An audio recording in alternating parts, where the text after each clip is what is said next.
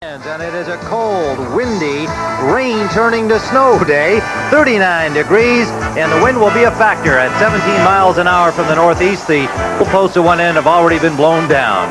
Hello everybody, I'm Tim Ryan with Johnny Morris here at Soldier Field. I know some of you are expecting to see the Rams and Giants from your local TV listings, but the place to be this afternoon in the National Football League is here at Soldier Field, where the unbeaten Bears go for number 10. Of course, everybody wants to see William the Refrigerator Perry, and today the Lions, still in the wild card hunt at 5-4. They've been the Giant killers all season long. Will try to stop the Bears streak. And the Bears, Johnny, will be going at quarterback without their number one man, Jim McMahon. That's right. Jim McMahon sustained a shoulder injury against Green Bay last week, will not start, so Steve Fuller is going to get the starting call. He's played a couple of times this year, but so far has not done all that well, and Mike Ditka would like to see how Steve Fuller does in case McMahon gets hurt. He's been injury prone throughout the season. As for the Detroit Lions, as you said, they're still in the wild card hunt. But any team that's beaten Dallas, San Francisco, and Miami in one season has got to be a Dr. Jekyll and Mr. Hyde team. Darryl Rogers has done some magic with them, and we'll see how the Lions do. They're 5-4. They need a victory to stay in that wild card hunt. I think we're going to have a good football game. It is cold. All right, Johnny, and the Lions, Darryl Rogers made an interesting decision here, and perhaps a sensible one. The Lions won the toss, elected to take the wind, and they will kick off. The Bears will receive. And the wind, as we commented, has already blown down the goalposts at the south end of the field. They have been replaced, obviously. Each stadium required to keep extra goalposts. It took about 30 minutes. It was quite a sight as the tarp was being rolled off. It just literally blew out of the hands of about 10 maintenance men, billowed up, landed on the uprights, and snapped them just like matchsticks.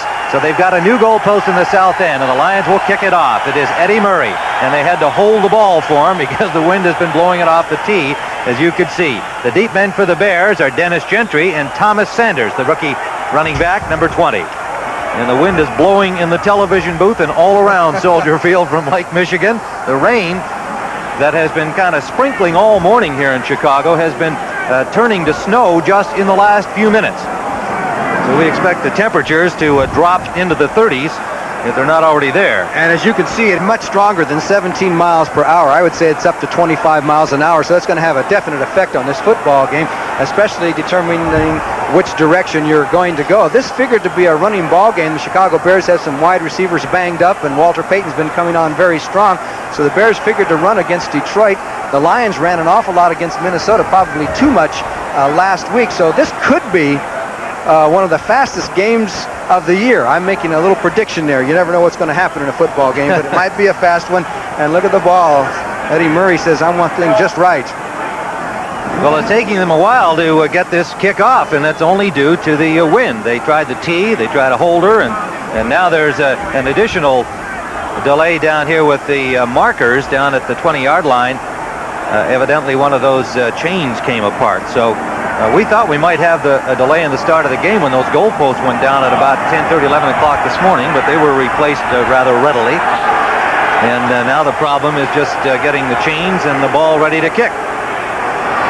The Lions tied with Minnesota at 5-4 in the Central Division of the NFC East, still in the wild card hunt. The Chicago Bears going for the Bo Derek today, looking for the perfect 10. Their best start since 1942, but they'll have to do it without quarterback Jim McMahon, who has a bruised body more than anything else. So wear and tear over the first 9 games of the season, but the shoulder being the primary problem, the reason why he is out of the lineup today. One of the reasons that the Lions are 5-4 and have had some good games is because of the special teams, and Darryl Rogers started the special teams, announced them in the starting lineup for the first time this season. All right, we're ready to play football at Soldier Field under gray skies and cold temperatures, and Murray blasts that through the end zone, and Chicago will start from their 20-yard line.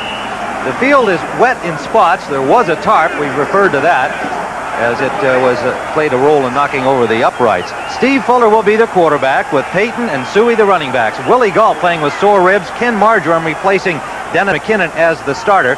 McKinnon with a sore knee. Covert, Bortz, Hilgenberg, Tom Thayer, Keith Van Horn, and Tim Reitman starting for Emory Moorhead at tight end, with Moorhead nursing an injury as well. Well, the Bears effectively resting 2 or 3 players who can play and may indeed turn up in the game, but are banged up enough at this stage of the season. They're going with some other starters.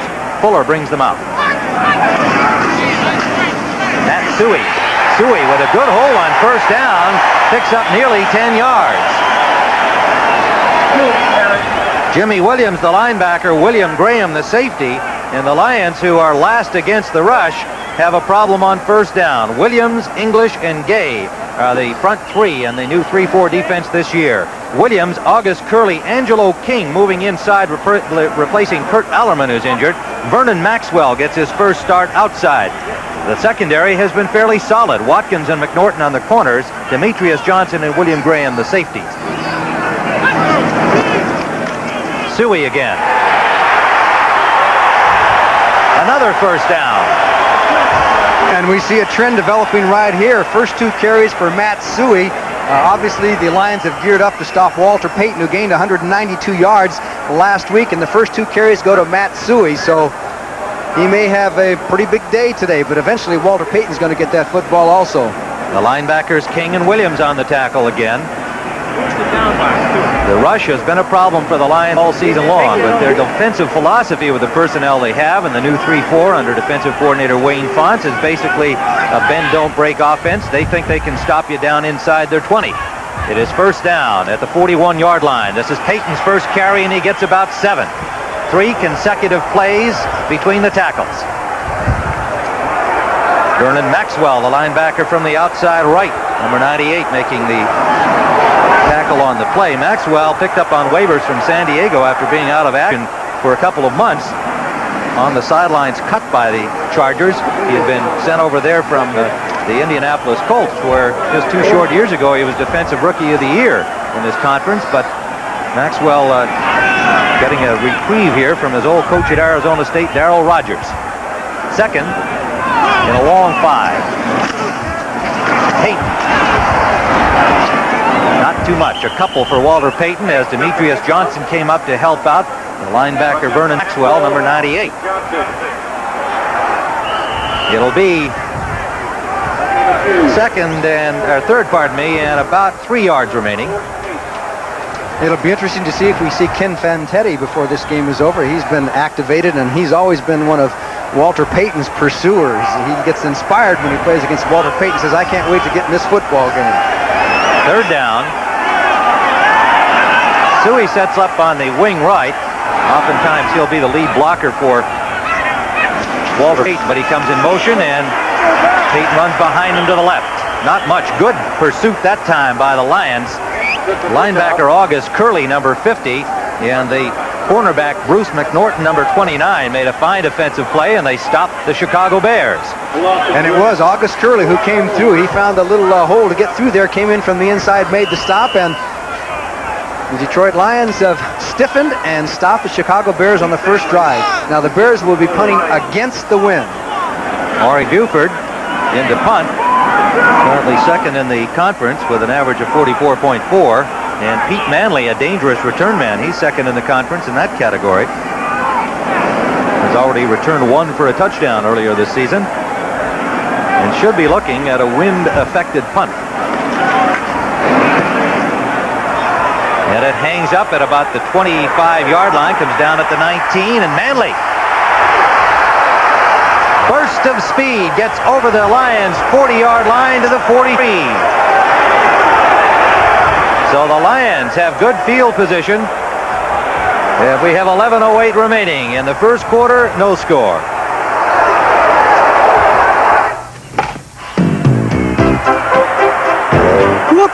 The Lions have their first offensive possession. Eric Hipple, the quarterback. Alvin Moore and James Jones, the running backs. Leonard Townsend and Mark Nichols, the wide receivers.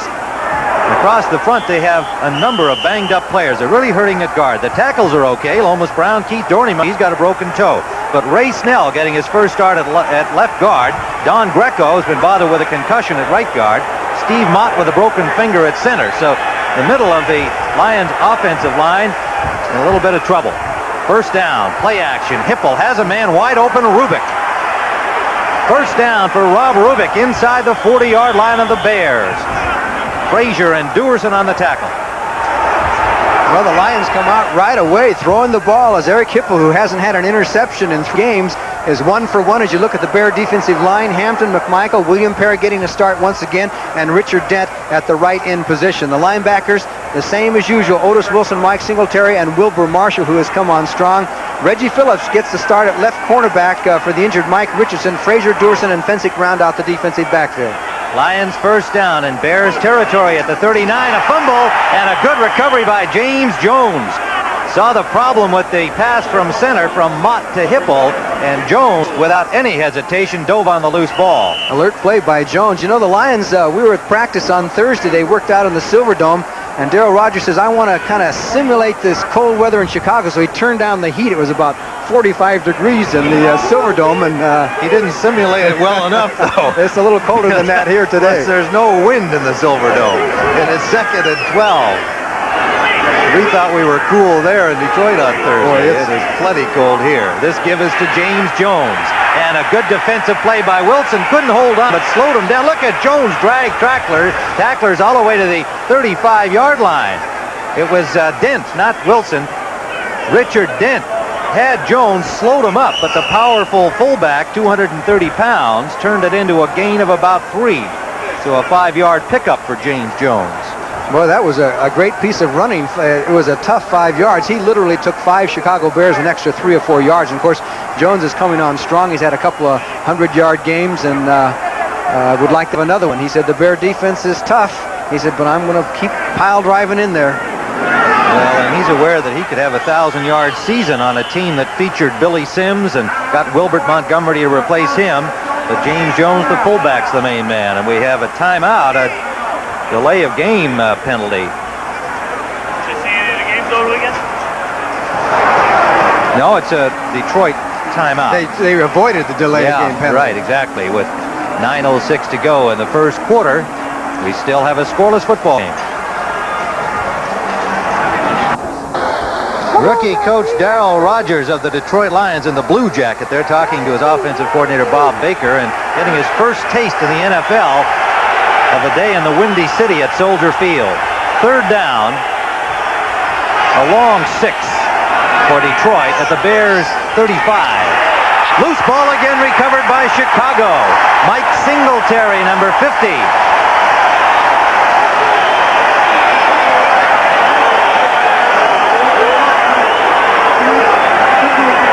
With this cold day, they're just having trouble with the snap there as Hipple was pulling out. Looks like he might have dropped the ball off Mott's rump, but anyway, he couldn't hang on to the ball, and Mike Singletary, number 50, makes the recovery. Tough blow for the Detroit Lions because with the wind behind them, they still, even if they had not made the 3rd down situation, they would have had a shot at a field goal because of the strong wind. Now the Bears going against the wind. Steve Fuller at quarterback.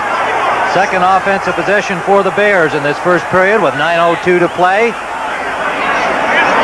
From the 37-yard line off Singletary's fumble recovery, and Suey just got away, and he has a big hole for a first down out near midfield. William Graham, the free safety, number 33 on the tackle.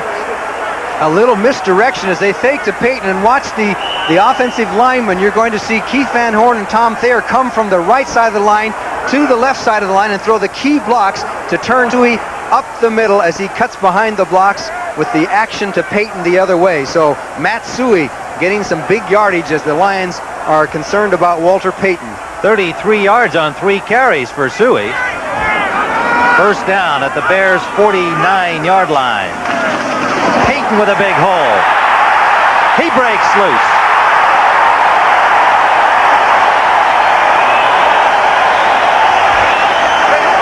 First down Chicago at the Lions 33, an 18-yard gain. Big chunks against the Lion defense, which has been 28th against the league here, as you can just see some straight ahead blocking now. Demetrius Johnson, 21, comes up. Payton is an attacker on offense. Did you see him put his shoulder into Johnson and busted the tackle and went downfield before he was knocked down? Walter Payton. Roosevelt Barnes in defensively for Vernon Maxwell at linebacker. First down as the Bears rip up some more yardage now in Lions territory for the first time. Suey stacked up by English, number 78, the nose man. pickup of 2, maybe 3 on the play. Let's see where they spot it. Well, Doug English is a nice guy. He's a tough football player, but he helped Matt Suey up. And, of course, he's moved in on the nose now with the 3-4 defense. And he was telling us it's okay, but you can tell he doesn't really like it all that much. He'd rather play that 4-man front. Yes, it was quite apparent that certainly from the pass rush point of view, that he thinks he can be more effective in the 4-man line. But he's a great team player and a Pro Bowler. He'll certainly do the job on the nose, but the rush has been a problem for the Lions, obviously. Payton again out the left side, hauled down from behind after a gain of 2, maybe 3 by William Gay, the right defensive end, number 79. Good play by Gay. Good play. Noted more for his pass rush. That time he played off the block. Jimbo Covert got in there and got his hands on the ball carrier, and it was a pretty good ball carrier he brought down. 3rd down, and it'll be a long 5 for the Bears. They're at the Lions' 28-yard line. Mike Ditka with a nice warm jacket on the sidelines today. But you can see that tie underneath. He's got his tie and his sweater because he dresses the same way for every game, no matter how cold it gets. He's got to have the same outfit on. 3rd down Bears, shotgun first time. Fuller, hand off to Willie Galt. Galt running well, gets to the 16-yard line. Little dipsy-doodle by the Star, running out of the backfield in that shotgun formation, 11-yard gain. And that's what should have alerted the Lions when Willie Galt, 83, stayed in the backfield. He gets the inside handoff from Steve Fuller and then goes up the field. And look at that hole. You could drive a Mack truck through that hole as Galt dances it around and gets the first down as the Bears are down to the 16-yard line. Big chunks of yardage. Willie Galt playing with sore ribs. Now Galt set out wide to the right. Kenny Marjoram to the left. Bears from the I. Suey to the 5-yard line.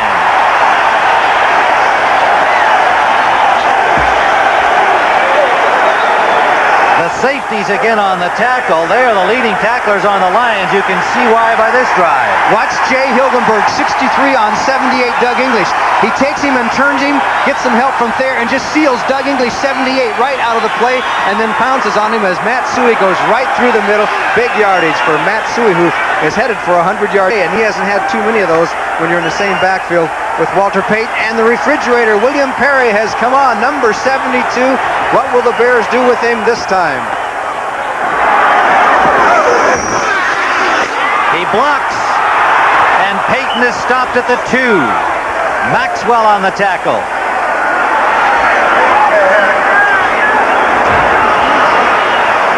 Well, I think Perry missed his block. Bruce McNorton, number 29, comes across the line of scrimmage, and he dodges. Watch him dodge a refrigerator. He says, I'm getting out of his way. And the refrigerator still goes through and hits Demetrius Johnson. But there was a pursuit from the inside as they stopped the Bears at 2nd down. 2nd and goal from the 2-yard line. Calvin Thomas in the backfield with Suey and Payton. Thomas sets up on the wing left. In motion. Payton behind those 2 fullback blockers. Excellent stop by the Lions. Very little, if any, gain on the play. McNorton was there. Jimmy Williams, the linebacker, and Vernon Maxwell, the linebacker. And the fans are calling for the fridge. I wonder if they'll get the fridge. He's not on the field right now. Jimmy Williams is probably going to be the man if the refrigerator does get in there again. He's still on the sidelines. 3rd and goal. Bears. Just inside the 3-yard line. Fuller's a good runner. Fuller rolls away from Johnson. Hit at the 4-yard line and stopped. 4th down, Chicago. Williams, Jimmy Williams, and Demetrius Johnson. A flag on the play, however. It's against Detroit.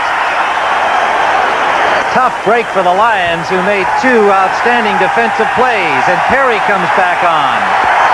Holding, 54 defense, first down. Roosevelt Barnes, defensive holding, 1st and goal. Chicago, a costly penalty, obviously. The ball at the 2-yard line. The holding must have been on the receiver trying to get out into the end zone because Fuller rolled out and was going to throw into that corner of the end zone, and there was nobody there. I didn't see the specific infraction, but it was a big one. It gives the Bears a first down. 6th down lineman. Perry sets up on the wing right.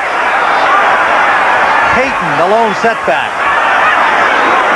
Thomas in motion with a block. Payton pulled down. What a great tackle. And it was Steve Bott, number 68, who plays on the goal line defense, the second-year man from Oregon. He slipped through from behind and caught the play from behind. Watch number 68 as he comes in, and Payton was about to turn up the field, and he makes a nice tackle from behind. The Bears actually lost yardage there, in fact, 2 or 3 yards. Perry took on the safety. And what did the Bears do? What did number 70 do? Well, he got in there and threw a little bit. Really kind of missed his block, though, actually. Well, that's when he'll tell fans, hey, I'm a defensive tackle.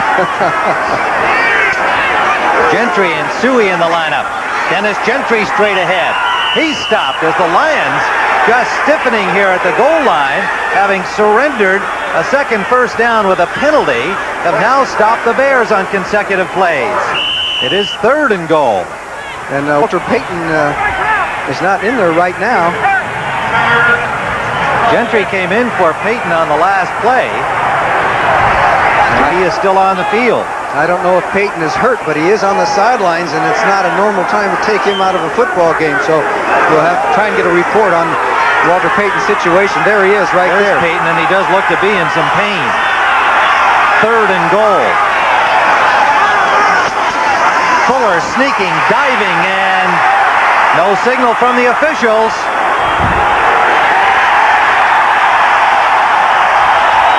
The Bears say they've scored a touchdown. The Lions say no. The officials say nothing. There was one signal. One official did... Arms upraised from the signals. I didn't see that, Johnny. Well, our referee is Tom Dooley. Obviously, they're still a little bit in a state of deciding what the situation is. Now, they're saying no. It's 4th down. The Detroit Lions stuffing the Bears. Fuller got to about the 1-foot line, no further. Now the Bears are in the process of going for the touchdown. They had Kevin Butler out in the field, and they brought him back. Well, let's take a look at it and see if he did cross the plane of that goal line. That was the big debate. As you can see, Fuller made a great effort at it, trying to dive over, and you can see the ball on the ground as that nose. It's difficult to say. It's difficult to say from that vantage point. We couldn't make a decision on it. They were down there closer. We have to give them a Looked call. like the ball came loose, and Tom Thayer dove on it in the end zone, and he was one who raised his hands. There's the dive. Down he goes. I thought he was short, frankly, but the ball came loose. You see Thayer, number 57. He kind of rolls into the end zone, gathers in the ball. He has it there, but the play had been whistled dead. So Fuller stopped short, play whistle dead. A timeout on the field in the meantime, and a 4th down play in which, as you pointed out, Butler went out for the field goal attempt and was called back, and that's what this huddle is about. He actually may have been going out to anticipate he was going to kick the extra point. He may well have been. You're right. Okay, now the refrigerator's coming in. Walter Payton is back in the football game. Suey is coming out. There's Kevin Butler. He says, I'll be happy to wait here and kick an extra point instead of a field goal, but the Lions have other ideas. Don't forget that they had that penalty by Barnes that gave the Bears a second opportunity at a first down inside the 5. The 12th play coming up on this drive that started back on the Bears' 37. They haven't thrown a pass to get here, but they haven't gotten into the end zone. Usually during the season, in this situation where the distance is so short, the Bears have gone to the quarterback sneak with McMahon. How they do it with Fuller remains to be seen. There is Mike Ditka.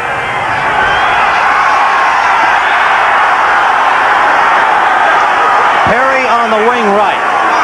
Thomas on the wing left. Payton, the lone setback. Perry in motion.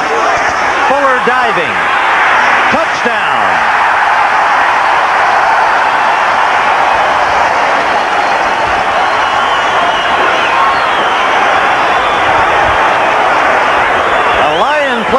out with the football, claiming they had recovered a fumble, and Darryl Rogers is on the field supporting his player's point of view, but the touchdown has been signaled.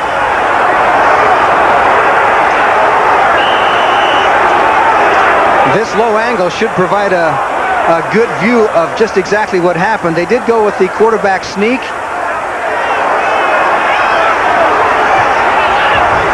Boy, I couldn't see anything, could you? Just a pile of people. So Butler with the point after. And the Chicago Bears had to battle their way into the end zone. 7 plays inside the 5-yard line. 63 yards in 12 plays. And a flag down. 12 men on the defense. Point is awarded. 12 men on the field for the Lions, and so the point after will count, and the penalty will be taken on the kickoff. 40 seconds remaining in the first period. The Bears 7-0. Tim Ryan with Johnny Morris at Soldier Field, where the Bears used up 12 minutes and 14 seconds. Finally got on the scoreboard after 7 tries from inside the 5-yard line against a stubborn Detroit defense. Steve Fuller diving from a yard out. The Lions came up with the loose ball at the end of the play, but it was ruled a touchdown. A squib kick goes out of bounds at the Lions' 23-yard line. Flags come down. Now let's go back and look at that touchdown by Fuller, Johnny. Now this view shows us exactly what happened. Steve Fuller did drop the ball after he received it here. Now you'll see it drop right. He loses control. It goes down to his knees, and then after that down to the turf. Now the Lions came up with the ball at least afterwards, so it is a debatable play because he did not cross the goal line, it appears, with possession of the ball. So the Bears backed up to their 35, having kicked the ball out of bounds. They had originally kicked from the 40 because of the infraction against the Lions. And Butler into the win. The ball comes down at the 16-yard line. And that is Alvin Moore getting over the 30 to about the 33. Morrissey and William Perry in on the tackle for Chicago. So the Bears, with 12 consecutive rushes, not one pass, used up 8:22 on the clock, went 63 yards, finally scored after 7 tries from inside the 5-yard line. And when they did score, it was somewhat disputed. Look at the time of possession, 12 minutes to 2. The Lions have hardly had the ball. When they did have it, they were moving it. And we're in the final minute of this first period. Play action, Hippel, a busted play, is sacked.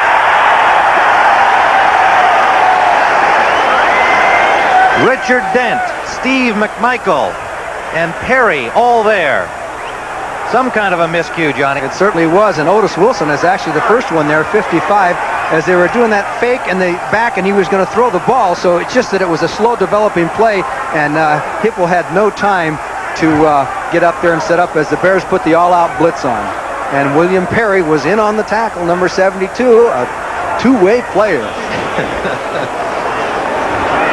22 seconds left in this first period. With this timeout, the Bears 7, Detroit nothing.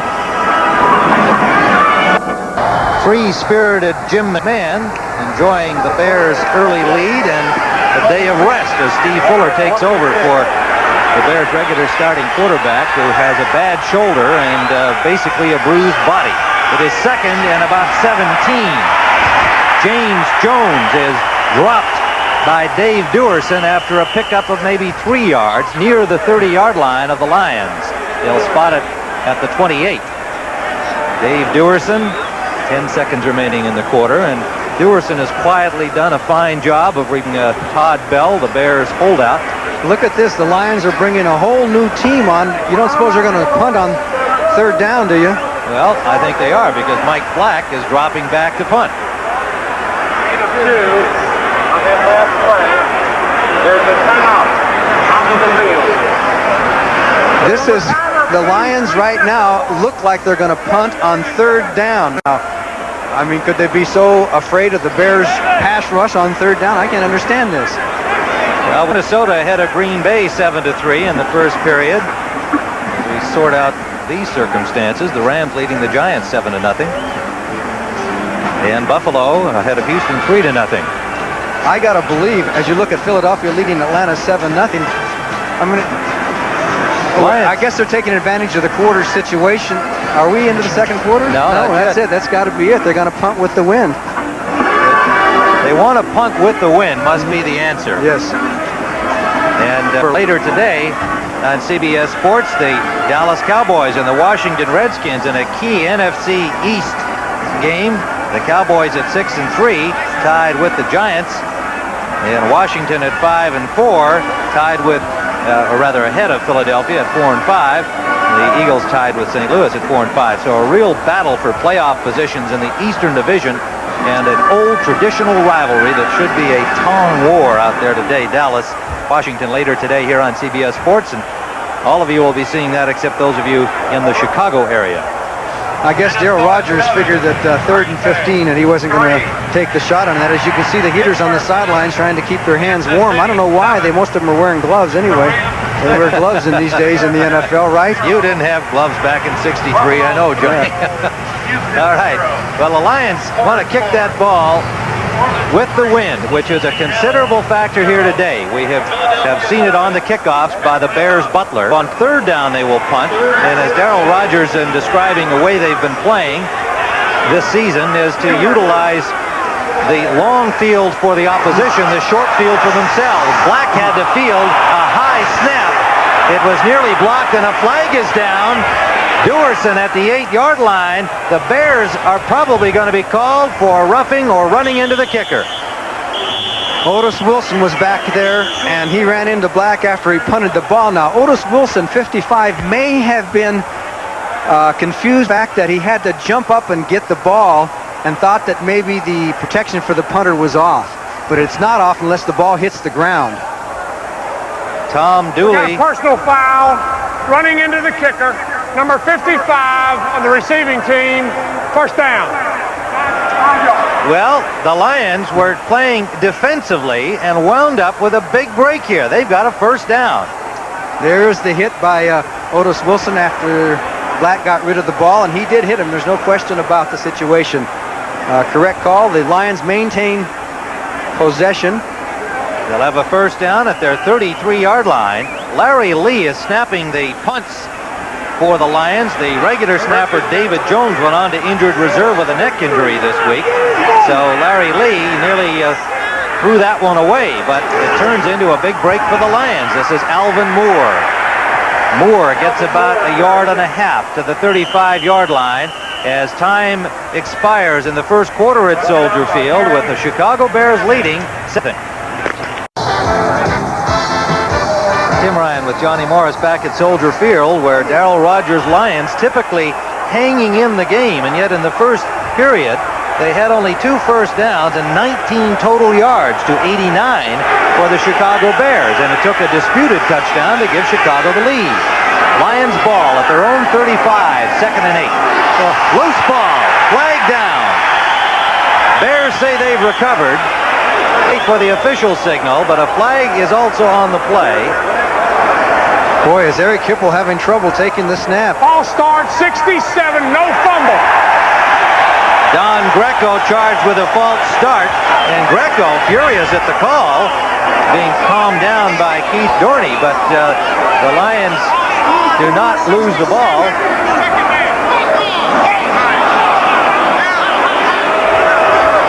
You can see 67, he's the right guard there, just a little bit. Apparently that, stops the play, and the play is dead, so the play does not go through, and the Bears do not get the ball on the fumble recovery. So it'll be backed up to the 29-yard line, and will be a 2nd down and 13. Lions now at their 30, playing into this considerable wind at Soldier Field. Hipple play action. Perry in pursuit. Intercepted by Dunn.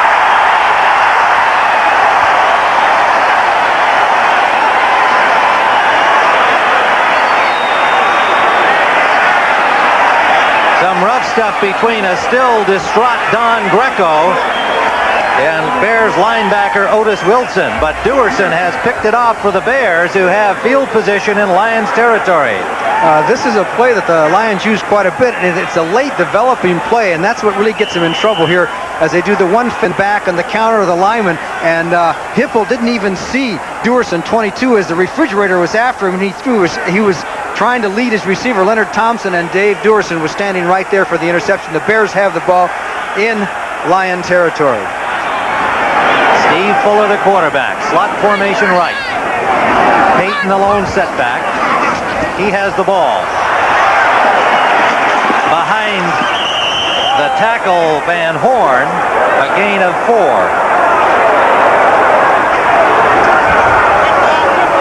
Walter Payton, who has 4 straight 100-yard games now. He's heading towards 15,000 yards. And you're going to see a lot of running in this football game, as we said, and it seems to continue here. Payton with 192 yards last week. Third best day of his illustrious career. And approaching the 1,000-yard season, he had 844 coming into the game today. Second down, 6. Good play by Jimmy Williams there. Nice tackle. And Ken Fantetti is now in the ball game, number 57. So he'll be seeing his first action. He had a bad thumb, a broken thumb early in the season, the exhibition season. Played, I think, the first, he played the first regular season game and then was out. And he's been wanting to get in there, and he is going to have a few collisions with Walter Payton before this football game is over. You can bet on that. It was apparent in talking yesterday that he feels he's got to prove himself to the Lions coaching staff, as well as prove himself to the Chicago Bears today. Third down after Suey's run. Suey trying to get the first down, and he is very close. Matt Suey, more of a force today. Yes, he has the first down. More of a force today than he has been in any game in the first 9. Fantetti and Johnson made the stop for the Lions. The linebackers for the Lions, they have a total of 18 players on the injury list. And several of them are key performers. People like Michael Kofer, James Harrell, Martin Moss, Dwayne Galloway, who figured to be a nickelback for them. Of course, Billy Sims, Chris Dietrich, and wide receiver Jeff Chadwick, and then Wilbert Montgomery they got to replace Sims. This is Payton, and a diving tackle by August Curley. Loose ball on the play.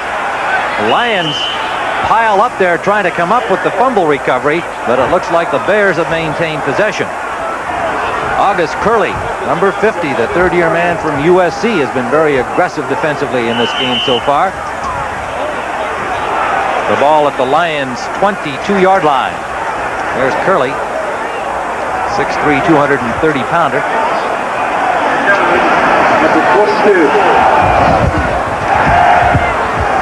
Emery Moorhead has come in to make a double tight formation for the Chicago Bears, joining Tim Wright.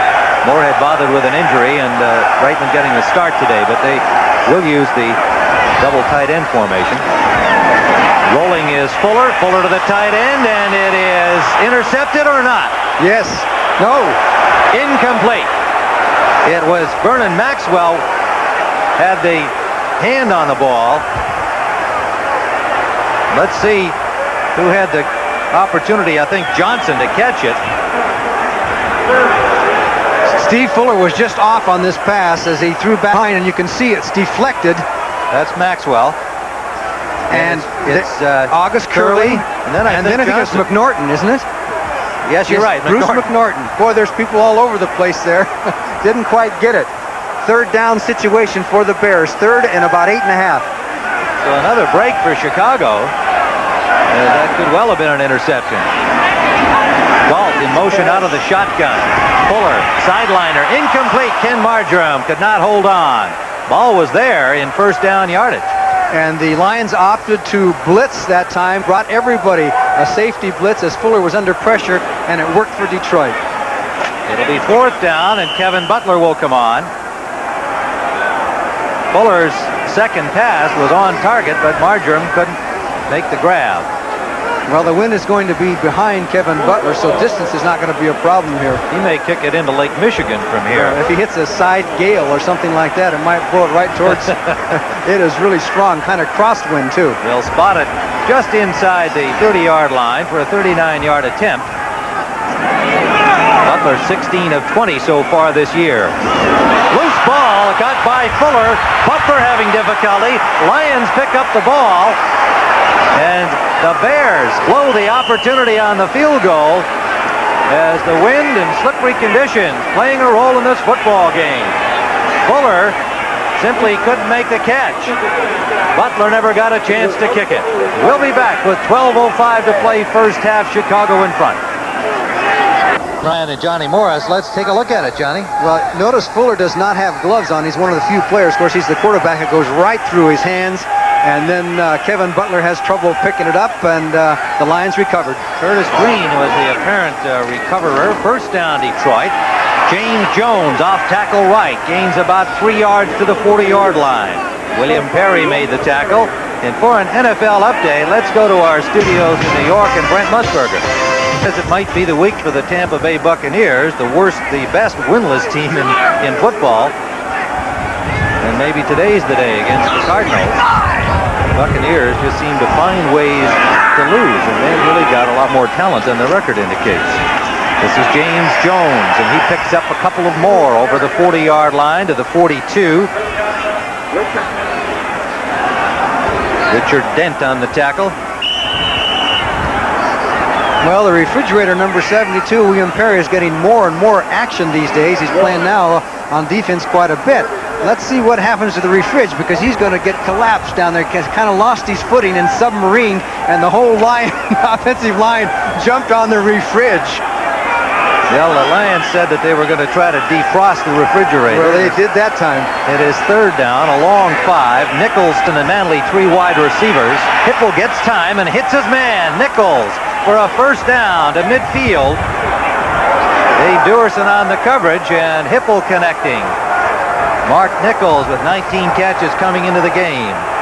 This time the Bears used just a straight 4-man rush after faking the blitz, and actually 72, William Perry gets the closest, but it was Hipple concentrating on what he has to do. He looks for Nichols and hits him right on the button, and Nichols gets the first down for Detroit.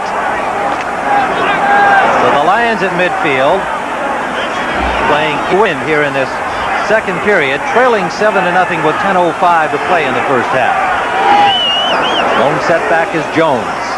Jones, nothing in the middle, takes it outside, and the Bears shut it down. His effort gets him about 2, maybe 3 yards.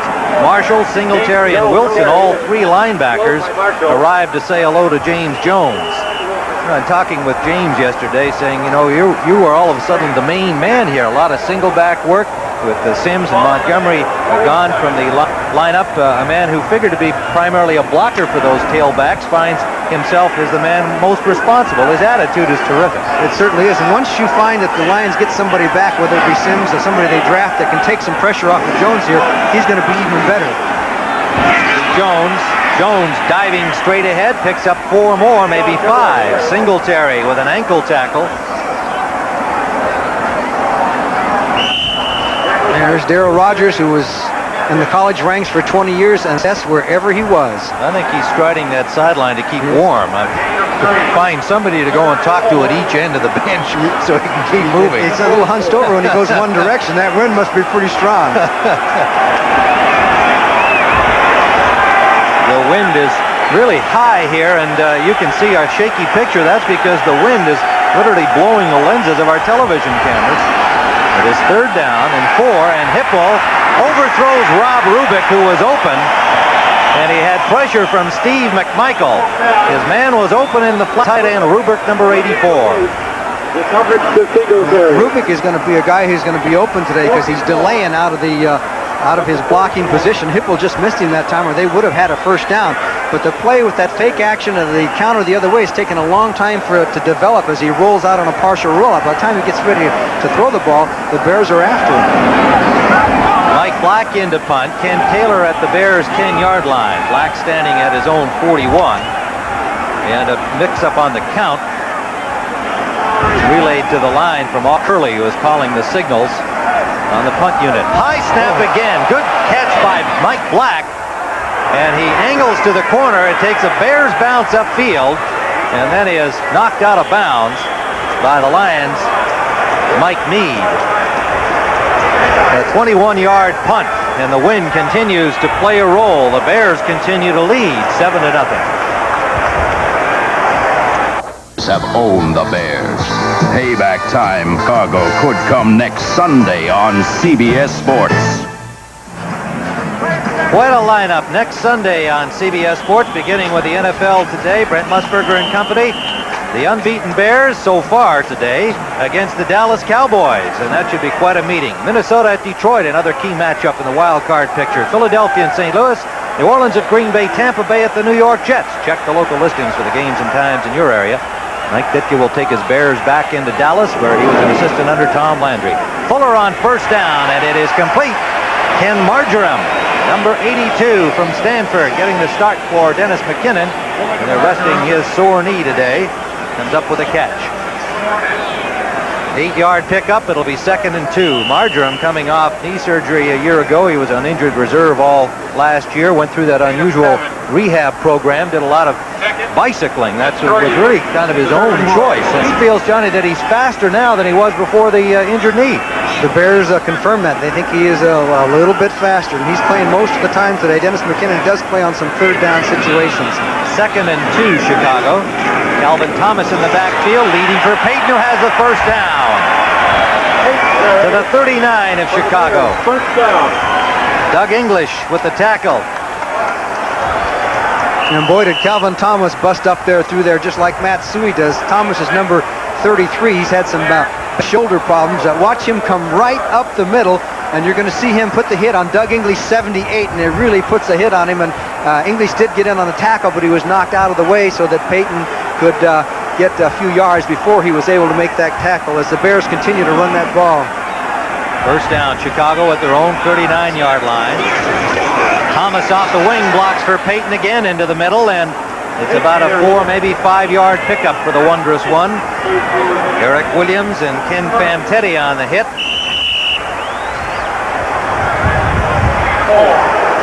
One thing you notice about the Bear blocking is a lot of angle blocks, a lot of people in motion coming angles, a lot of traps. The Bears don't try and block straight ahead that much to muscle you like some of the rushing teams that are the better rushing teams in the league. They try and finesse you and then hit you hard from the side. They try and create angles, and it's really tough on a 3-man front that the Lions have sometimes. 2nd down and about 6. Payton trying to get outside, and he goes nowhere. Excellent play by Demetrius John, safety, number 21. Coming up to put the wraps on Payton at the line of scrimmage. The Lion defensive backs have had to make a lot of tackles this year, haven't they, Tim? 68 for William Graham, 53 for Demetrius Johnson. That's credit to them, but obviously discredit to the linebackers and the line in front of them.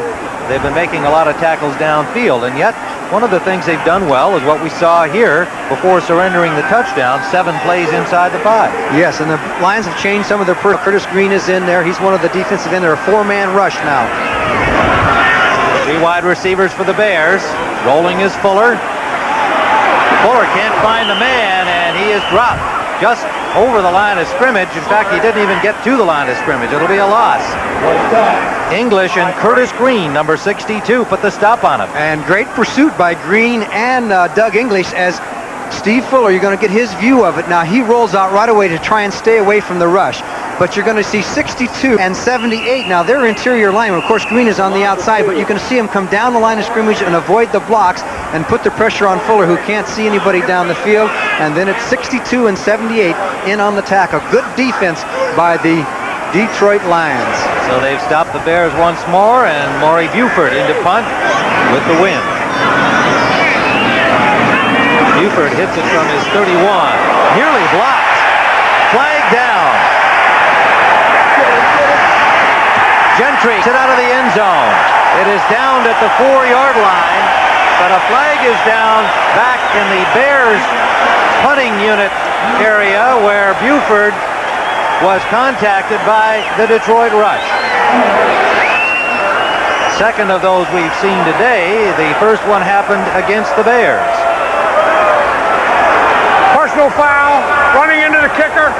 36 on the receiving team. First down.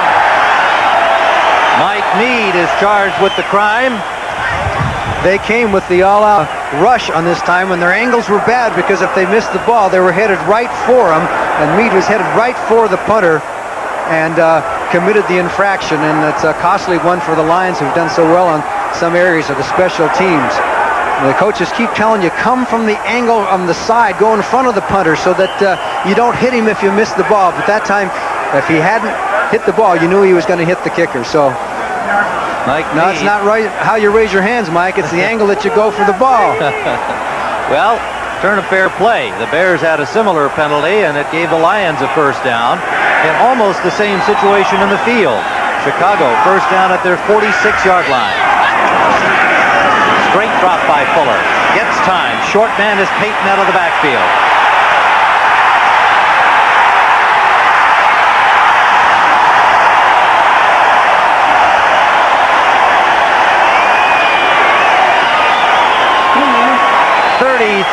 To the 21-yard line of Detroit. The magic of Walter Payton.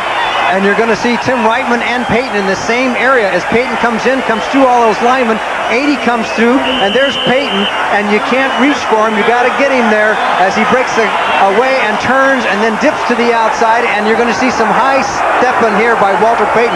There it is. That's for the viewers. That's the showboat of Walter Payton, and he's not a real showboat, but he likes to high step it when he gets out in the open. What a great runner. To the 21-yard line.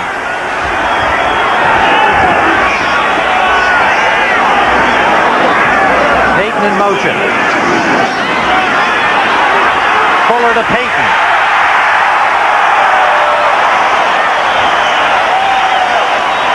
First down, Chicago at the 10-yard line of the Lions.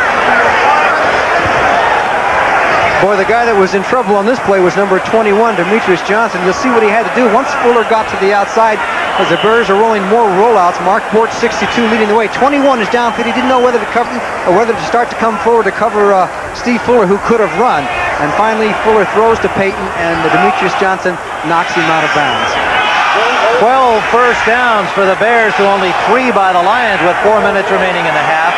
Fuller made that pass absolutely perfectly on the run and drawing up that defender before he released the ball. Bostick as an extra back. Oh, William Graham, boy, was he in there. Thomas blasting straight ahead for about 3 yards.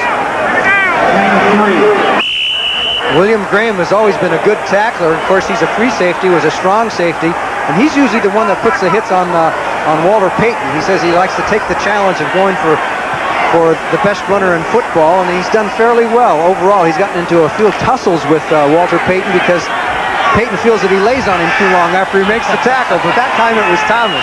Well, he made it clear that he has great respect for Walter Payton. Second down. Moorhead cannot hold on.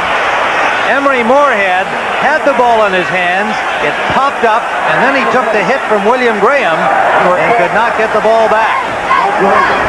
Third. Emery Moorhead is playing with a sore knee, and William Graham just came up with another good play because once he juggled the ball, Graham did what you're supposed to do, just jolt that receiver, and he jolted the ball loose. Bobby Watkins had come off the corner. There he is in the bottom of your screen, number 27, with an apparent injury, about to be minor.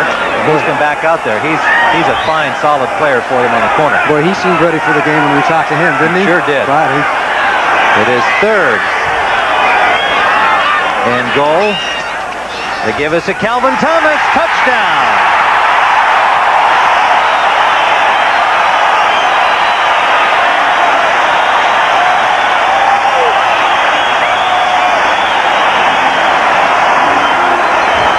Calvin Thomas got the touch, and who got the block? Walter Payton. You're going to see, watch William Graham, 33 come in. He's in there to stop that run, and 34, Walter Payton will put the hit on him right there at the left of your screen as Calvin Thomas, who's suffered through a lot of injuries, and he's got 2 bad shoulders. Now, you're going to watch Payton's block now. He has to jolt William Graham, and he gets him right there, 34 on 33, and that was the key as the rest of the Bear offensive line just split the line wide open as Fantetti was out in the hole also. Kevin Butler for the point after. Georgia rookie pulled down a high snap, and Butler blasts it in. So with 3:10 to play in the first half, it's sold out Soldier Field. The unbeaten Bears 14-0. Team finally getting some credit. They've got their own poster. John, will help me That's with right. this? This is a takeoff on the Blues Brothers. They said, we want to get some publicity, so they put the dark glasses and the hats on. They've made a commercial this week for a couple of big companies and takeoff of the Blues Brothers. So the offensive line is getting some credit. The Black and Blues Brothers, and they just led Matsui into the end zone. The running game today as the Bears plan to use it, Thomas into the end zone. Calvin Thomas getting the touchdown. And the offensive line today really figured to play the role that they have, Johnny, because the Lions 28th last in the league against the rush. Bears taking advantage of it. They certainly are. Can I keep that poster? I'd like to take that one home. I think it's kind of unique. Well, I bet they'll autograph it for you, too. So Chicago with a 14-0 lead with 3:10 remaining first half of play.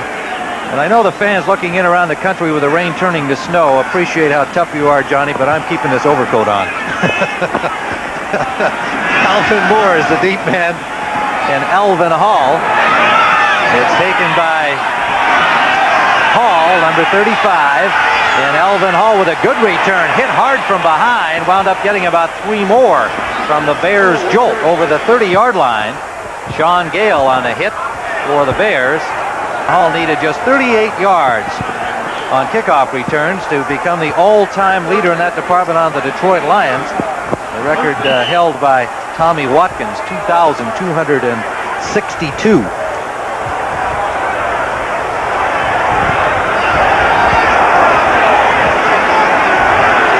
First down from the 30-yard line. Eric Hipple with one setback. James Jones. Good hard running by Jones, carrying tacklers all out to the 37-yard line. Dan Hampton and Fensick finally hauled him down, and Fensick got up limping. 2:42 remaining here in this first half of play. And coming up shortly at halftime, the NFL Today will feature Brent Musburger with George Allen. Scores and highlights from around the league, and our feature today, the legend of the game, the Over the Hill Gang. Everybody remembers them. I'm sure George Allen will be talking about them and about the Bears. He was once the defensive coach of Chicago, and he's watching another great defensive team at this edition of the Bears. Jones picks up 2, maybe 3, and he'll be first down yardage. Yes, he will, with the spot of the ball at the 40-yard line. Singletary, Fensick, and Marshall all piling on to James Jones. He is a strong young man. 24 years of age from Florida. The one pick in 1983. Well, the Lions have a difficult job ahead of them because they're moving against the wind. We have 2 minutes left, 2 minutes and 5 seconds left in the first half, and you can't really throw very well because the wind, I mean, we just can't tell you how much and how strong that wind is, and to throw against it's tough. To run down the field and get some points on the board in the 2 minutes on a running game is very difficult against the Chicago Bears. Once they get ahead of you, 14-0. Well, we see the Rams are in front of the Giants 10-0 in the second period, and a game for the Giants. And of course the Rams trying to stay ahead of the 49ers in the West. Philadelphia shutting out Atlanta 14-0. The Falcons continue to struggle. The Eagles continue to rise. Cleveland and Cincinnati tied at 7. And Buffalo in front of Houston. Houston's won 3 in a row, but trailing in the second period. And a typically tough battle. Pittsburgh 20 and Kansas City 14. The Chiefs have been on the slick. Eric Hipple talking, Johnny, is 2 for 4 and 27 yards and throwing into it here with these final 2 minutes and 5 seconds. He's had one picked off by Dave Duerson. And they only threw 13 passes last week. And going back at the game and looking at that Minnesota game they lost, they probably should have thrown the ball a little bit more. Rob Rubick is the guy who might be open. Let's see if he's come back in the game, because he's been delaying and been open quite a bit as he's a blocker and then checks down. So we'll see what they do with that. The shorter passes are your much better situation against this wind. The Bears took time out. We have not yet reached the 2-minute warning. There's 2:05 remaining. David Lewis is in there. 3 wide receivers with Lewis, and a busted play and a sack.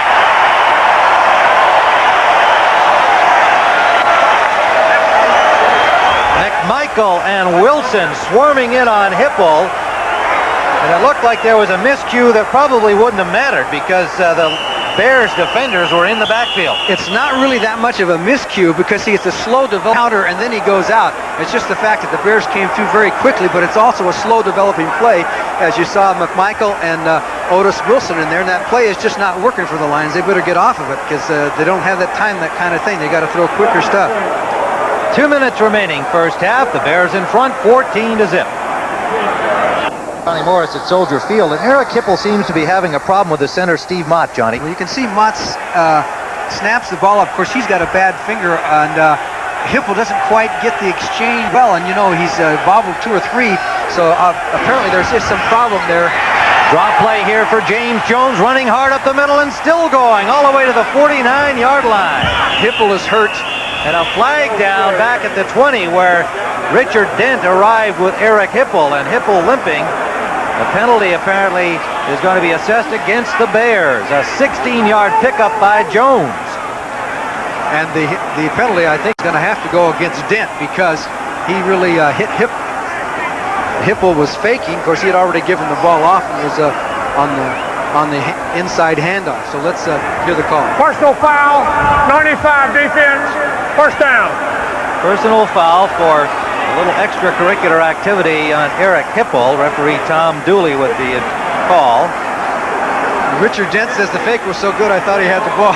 Here's the handoff to James Jones, 30, as he goes up the field. But watch Dent right here on Eric Hipple, and I'm sure that Dent's going to maintain, hey, I thought he still had the ball. James Jones ran up the field. He'd have to take that to the People's Court, I think. That's right. He'd have to plead his case somewhere. First down, Lions at the 36-yard line. Jones gets a breather. Hipple already sore from being knocked out of the game last week against Minnesota with a couple of injuries. Blitz. And he is hit again, and William Perry, 308 pounds, lands on top of Eric Hipple. Third sack by the Bears in this first half. Hampton led the charge. And it was 50, Mike Singletary, who got through first as they do a little crisscross, and here comes 50. Hipple had no chance to get the ball off as Singletary misses him, but of course he delayed everything, and here comes the refrigerator, 72, William Perry along with Dan Hampton. So you'll get a good chance to see how the Bears blitz the attack here, blitz the offensive scheme of blocking. Second down, draw play, big hole, Jones, flag down. James Jones to the 28-yard line, a flag on the play. It's going to be against the Detroit Lions. Somebody got caught for holding. What a tough break for the Lions. Another beautiful run by Jones. A perfectly executed drop play will go for naught. Well, that's the way you attack that Bear defense, isn't it? Twice they've... Holding, 52 offense, second down. That's the center, Steve Mott. Okay, let's watch him. Dan Hampton is there. You see 52, he's the center. Let's watch number 99, Dan Hampton, and you see the refrigerator, 72. Now, Mott makes the snap, and he puts his hands out there, and does he grab onto Hampton as he hooks him around the arm there? And there goes Jones by, but he really did pull him down, didn't he? And Hampton is a load for anybody to handle. Sean Gale comes in defensively. Perry comes out. It is second and very long. Back at the 45. Detroit. Hipple, screen pass. James Jones slips and falls at the 45-yard line of the Bears. Jones likes to catch that football. He's a fine receiver out of the backfield and was just getting up steam when he lost his footing on a slick portion of the carpet here at Soldier Field. The Lions now trying to counter the Bears' ferocious rush with the little screen pass. You see Jones, number 30, at the right of your screen. He waits, they count, and then he yells as soon as he gets to the goal, and the linemen are supposed to turn up the field, and Jones slips as he hit toward the sidelines, or he would have had maybe 4 or 5 more yards. Third down and nearly 20. The ball at the Bears' 44-yard line. Draw play, and the Bears all over that one. A loss of 6 back to the midfield stripe. You see several of the players getting up with what appears to be blood all over their pants. It's from that big Red Sea that got wet. Well, the game with everybody but the kitchen sink, as you see that Richard Dent, 95, is inside there with Otis Wilson, 55. And 3 Bears get right through there. 95, 99, Dan Hampton, Richard Dent, they were all there, and the Lions had no chance. I mean, they went through there like there was nothing there. So it is 4th down. Here's Richard Dent. Leads the team in sacks with 95 going into this game. Next week, college football on CBS Sports. We'll present Iowa against Purdue or Maryland against Clemson. Check your local listings for the live action at 2:30 Eastern Time. Number 6 ranked Iowa was awesome yesterday, walloping Illinois 59-0. Did Chuck Long have 4 touchdowns in that game? Yes, and they were throwing in the 4th quarter. They were ahead 49-0. Well, you know, things like the Heisman are at stake. One would hate to think that that was the motivation, but they are an outstanding football team, and you'll see them next week on CBS Sports. Black has proven that he's a pretty good athlete. He's had to leap for a couple of the snaps as Dennis McKinnon is back to receive the punt. McKinnon with that sore knee. He's standing at the 10-yard line. Black will be punting into this considerable wind with 59 seconds remaining in the first half.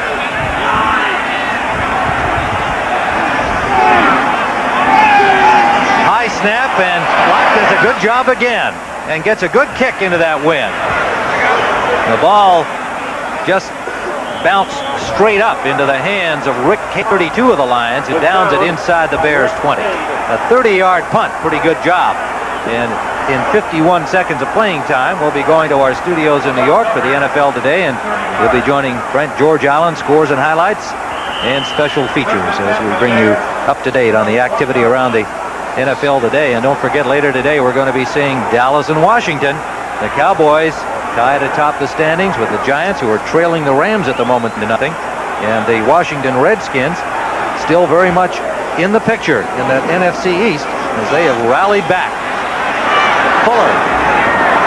Suey. Broke one tackle and has a first down at the 32-yard line. 13-yard gain, 36 seconds and counting down. Curley made the stop for the Lions. Bears in the hurry-up. Payton. Jimmy Williams couldn't hold him. Payton gets up to the 40-yard line.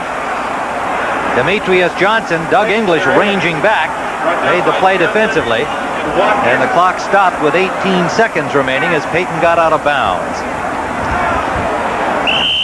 Fuller gets some instruction from the Bears sideline, gets the next set of plays. They'll have a second and a long 2.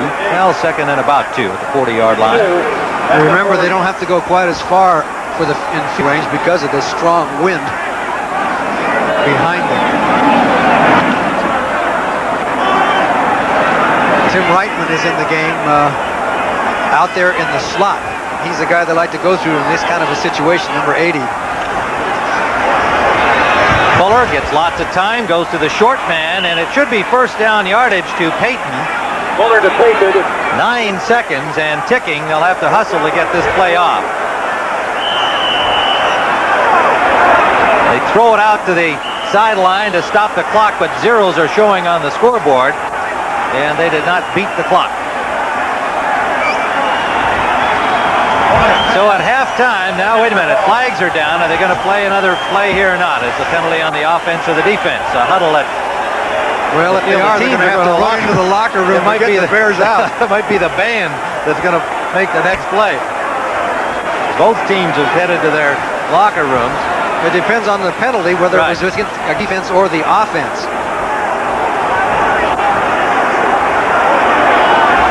False start, 74 offense, half is over. The penalty was against the Bears, Jim Covert, and so at halftime, the score, the Chicago Bears 14, the Lions nothing.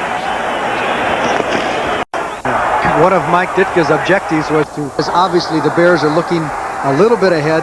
They're playing the Dallas Cowboys next week, and that's a big one for Mike Ditka, going back to coach against his old mentor, Tom Landry.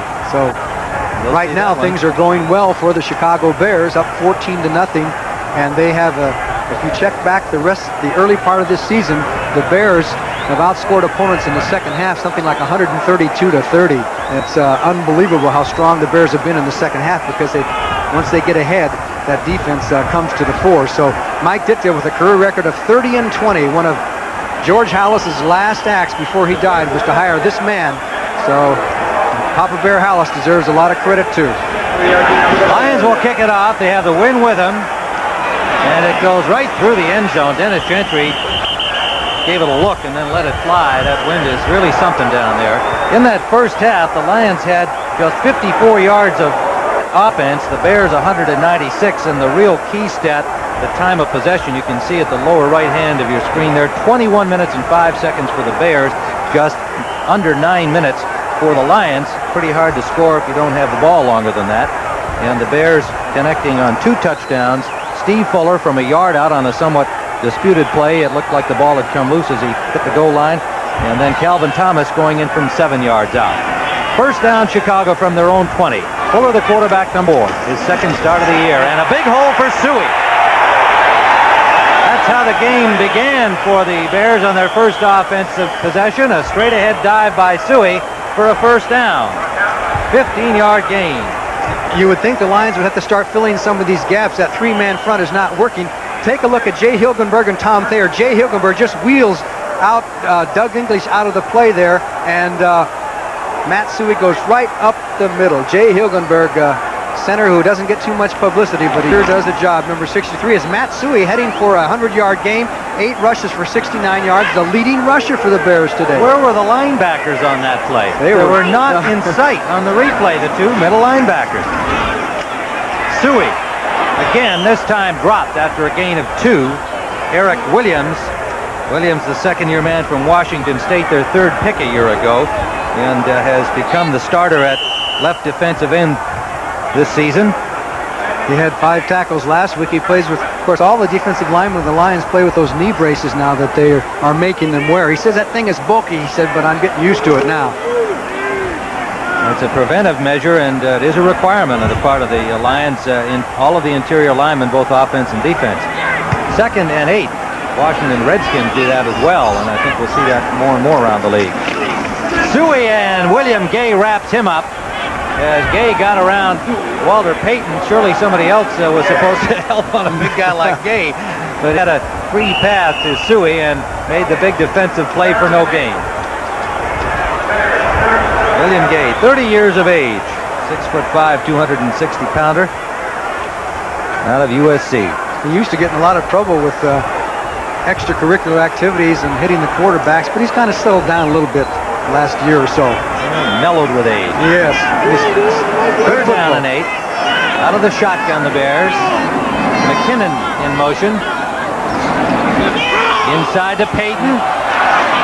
Payton is stacked up at the 40-yard line, well short of the first down. Lions responded to the ball very well on that play. Linebacker Vernon Maxwell, and at the bottom of the stack, August Curley. Doug English. Yes, Doug English did a real good job. He hung in there. He's been getting pounded around there at that nose guard position, but that time he took all the punishment and helped jammed it up, as the Bears will be punting against the wind, so the Lions come out of this with good field position. Buford from the 25-yard line of the Bears. Pete Manley is the deep man, one of the good ones this season in the NFL. Long count, and maybe too long. They use it all up. 5 seconds on the clock. Well, you see they had a 4th and 5 situation. They were trying to draw the Lions off sides there with the long count, because if they could get the penalty, they would have the first down. And apparently the ball too greasy for Jay Hilgenberg, who asked them to replace it, and they will reset the clock. Yeah, that's a pretty good maneuver, wasn't it? They haven't reset the game clock, so they rolled off a few seconds there, and they get a new 30. And a very short punt into the wind by Buford off the side of his foot. Might have been still a greasy ball, at least off the shoe of Maury Buford. And it turns into a 7-yard punt, and the Lions will have field position at the Bears' 47-yard line when we return. Here's what happened with Buford's punt. He was actually kind of rushed, and it just goes off the side of his foot. He just made a bad punt. He hasn't done too much of that. It was kind of lined right off the side of his foot. Now watch Vernon Maxwell, number 98. He'll come by, and he'll say, "Nice punt, Maury. Thank you much." Okay, we'll see if the Lions can take advantage of it. They're in Bear territory right now. Trailing 14-0. Eric Hipple brings them out. James Jones looked like he wanted to pitch it back, but runs the ball out for about 3 yards. They had receivers downfield, and that play might have been designed to pitch back to Hipple and have him throw the ball. Jones wound up with a 3 or 4 yard gain. Darrell Rogers all bundled up over there trying to keep warm on the Lions sidelines in chilly Soldier Field. Boy, his head is down. I don't want to see how he sees the field of play. It is second down and a long 7. Bears 46 defense. Hipple eludes the rush, gets it off to Manley. Pete Manley has a first down to the 31-yard line of the Bears. Pete Manley, second-year man from northern Arizona. Good play by Hipple. Now notice what Hipple did this time. He goes back, he sees the pocket, and he comes forward in it to get away from the rush. And then he hits Manley, who does a pretty good little dipsy-do on Mike Singletary, and gets the first down before Wilbur Marshall makes the tackle along with Duerson. Hipple was 3 of 5 in the first half with 1 interception by Dave Duerson of the Bears. And that's his first completion here in the second half. James Jones, nowhere to go. Bears had plugged all the holes, and the safety Fensick came up right behind William Perry, who tripped up Jones. Yes, it was William Perry who jammed that play up as Fensick was in on the tackle. Gary Fensick has 34 career interceptions for the Bears, second on the all-time list, and it was Perry. The refridge was in there and jammed everything up, and Gary Fensick said thank you. No gain. It'll be 2nd and 10, and we see the Giants have come back against the Rams. 13-7 LA lead in the third period. Hipple under pressure, gets it off, intended for Manley, incomplete. Manley had a stride on the defender, but Hipple, with the pressure, couldn't get the ball on target. Well, there's that play again, that fake of the counter kind of draw with Hipple on the partial rollout. It takes so long to develop. By the way, Eric is not bleeding to death. We want to point that's from that big red sea in the middle of the field. It's wet. Well, he was showing us he's got a new pad on, too, on his chest because he got hit in the chest last week. He also got hit in the head. You should see him underneath there. He's got the rib pads, the chest pad. He's got everything on. Rams have kicked the field goal, looks like here. It's 16-7. We'll get the exact scoring play for you on that, but they've opened their lead over the Giants. Hipple gets lots of time. Off to Manley again. He can run. Ran into his own man, Don Greco. Nice tackle by Greco. And he stopped short of the first down. He might have had the first down had he not lost his balance there with a collision.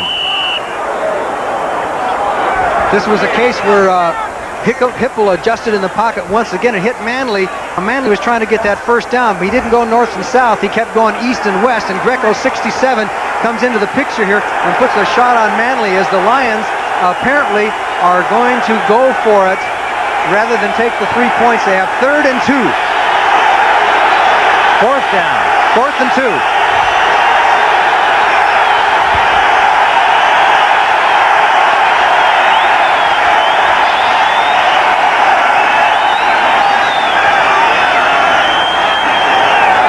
As the Bear fans have responded, remember this is an outdoor stadium and there's a lot of wind. I'm surprised all the noise isn't just blown right out of the stadium, but the Lions can't hear the signals right now, so they went back in the huddle. Big play for Detroit. 4th and 2 at the 23-yard line of the Chicago Bears, trailing 14-0. What do you think of the strategy here? I don't know. With the wind, I think I'd maybe take the field goal. The Bears are tough to run against. If they run, they can't run in between the tackles, I don't believe. I think they'll give Hipple some kind of option. Maybe a rollout or something. We saw Jones run up to make sure he had the count with this noise. Incomplete.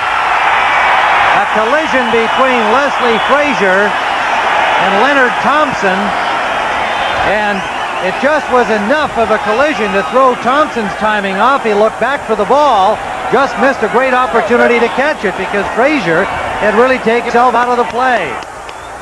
So the Bears take over with 9:12 to play, third quarter, and a 14-0 lead. With Johnny Morris at Frigid Soldier Field, and Darrell Rogers continues to put a lot of miles on those shoes, and I don't blame him. Unless he's got heaters inside him, he's got to keep his feet moving. Well, he went for the touchdown. He had the wind with him, and it just didn't work out. Yeah, I think he must be feeling that the fourth quarter he's going to be against the wind. He should try and get the 7 points now. He's down by 2 touchdowns, but it backfired. Payton picks up about 4 on first down for the Bears from their own 23-yard line. And it was just a near miss on the pass. The collision between Leslie Frazier of the Bears and Leonard Thompson of the Lions. And a split second earlier, Thompson had made the turn. Frazier was off the ball and could have made the catch. Thompson could have made the catch. It is second down. As usual, Payton turned what looked like a 3-yard gain into 5. It is 2nd and 5. 8:40 and counting in the third period.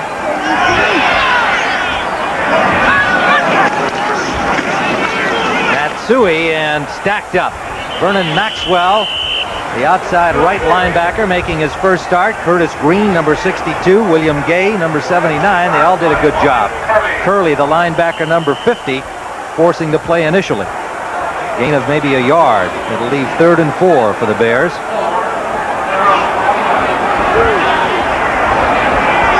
There is Wayne Fonts, the defensive coordinator for Detroit. He's up from Tampa Bay.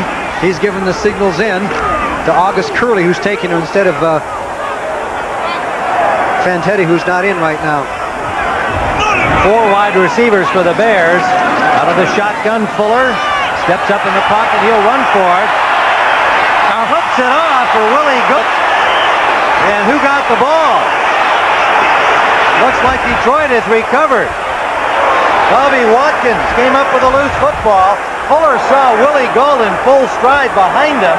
A perfect situation for the lateral, but the miscue cost the Bear the ball. And Mike Ditka, I would imagine, is fuming on the sidelines on this one because Fuller could have probably had the first down. He couldn't find a receiver, takes off down the field, and he surely would have had the first down, but he tried to get a little bit more here and just put a little bit behind Galt, and the Lions recovered the football. Demetrius Johnson.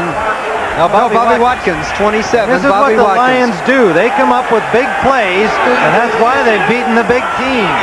Dallas, Miami, San Francisco. Let's see what they do with it here. Quickly out to Mark Nichols. Reggie Phillips, the rookie, puts the tackle on him, but Nichols picks up about 5 yards. It'll be 2nd and 5. Well, the Lions really haven't gone after Reggie Phillips that much, probably because of the game conditions, but Phillips really getting his first start, and he's a rookie, and you got to figure he's a little bit nervous. Well, he said he was excited about playing in this game, getting his first start. Number 2 pick from SMU. He was idle while he was playing in college with Lester Hayes of the Raiders. To James Jones, and Jones barrels off for about 3, maybe 4 yards. Marshall and Wilson on the tackle for the Bears, and he's close to first down, might have it. You may notice Jones in the backfield. He creeps up and creeps back closer to the line of scrimmage, and that's to pretend that he's going to be pass blocking, trying to pick up a blitz, and then move back deeper and trying to confuse the Chicago Bears on defense. It's very close to the first down.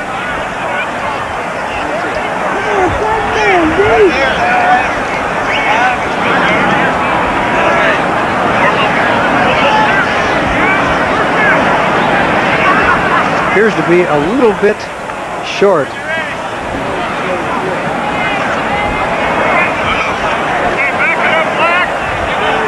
There you can see for yourself.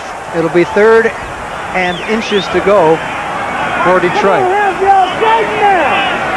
The ball at the Bears' 24-yard line. 6:55 to play in the third quarter. The turnover. The Lions are +2 in takeaway giveaway this season through the first 9 games, and they've made big plays at big times. It certainly had a lot to do. Look at the rest of their stats, defensively and offensively. you have to wonder, how did they win 5 football games, and how did they beat the likes of Dallas, Miami, and the 49ers? Well, they've been opportunistic, and they have been here as well.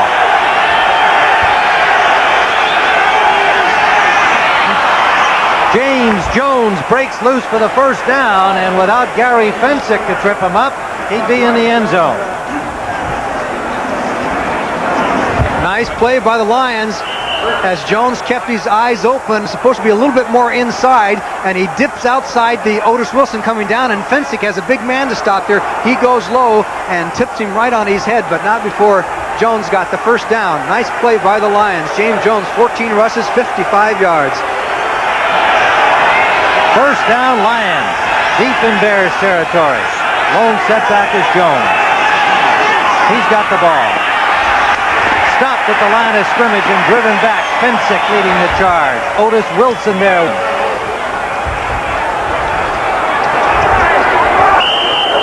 You know, a man who's had some pretty good games against Chicago over the years has been Leonard Thompson. He comes up with big plays against the Bears several times that I can remember over the years. He has not really been a factor in this game so far. Let's see what they do with Leonard Thompson. He did have that one pass thrown to him there a moment ago. Ball at the 16-yard line. Second down. Nearly 10 to go. They're up about a half yard. Short drop, and Mark Nichols cannot hold on. Phillips on the coverage. The pass a little high. Nichols couldn't bring it in. Third down. Lions. Bob Baker, the offensive coordinator, on the left of your screen. Darrell Rogers, the head coach. Loosened things up considerably. You could see it in practice the other day. The attitude, the atmosphere around the Silverdome, as most of the Lions agreed that it was a little more fun this year under Darrell Rogers than it had been under Monty Clark. Whether that translates into the winning season remains to be seen. Lewis and Rubik. The Bears are showing blitz. 2 tight ends in, and the pass is off the hands of Leonard Thompson. Thrown a little behind him. He was coming into the center and had to reach back for the ball, and Hipple knows that he didn't deliver it on the money. He's frustrated because the Lions came up with the 2 correct passes the way the Bears are playing their defense. Those wide receivers were basically man for man. The little quick post was the right kind of a pattern. You see the Bears blitzing. Now you can see Thompson has inside position on Frazier, and all they have to have is the ball there, and they would have had a completion. 34-yard field goal try by Eddie Murray. A high snap, but Murray gets it. A good job by the holder, Eric Hipple, to get the ball down for Eddie Murray. So the Lions are on the scoreboard with 5:01 to play in the third quarter. It is 14-3. Well, remember, next 6th-ranked Iowa, 59-zip winner over Illinois yesterday, takes on Purdue, or some of you will see Maryland and Clemson live at 2:30 Eastern Time, 11:30 Pacific Time on CBS Sports. Well, Eric Schubert has kicked a field goal for the Giants after Lansford had opened the lead with his field goal for the Rams. It's a 6-point margin again. Rams in front. Murray's kickoff taken by Dennis Gentry of the Bears. Bounces off one tackler and then is met head on at the 55-yard line. And that is June James, the reserve linebacker, number 9. Right there with him, Reese McCall, the backup tight end, number 81. Steve Fuller comes back on with the Bears after a conversation with Mike Ditka, no doubt, about laterals. And the fumble recovery on the fumble by Galt led to the field goal by Murray, the first Lions points of the day. Especially lateraling on a game conditions like this. A little light rain and the coldness. And a lot of wind. Fuller is 5 out of 8 passing, 67 yards.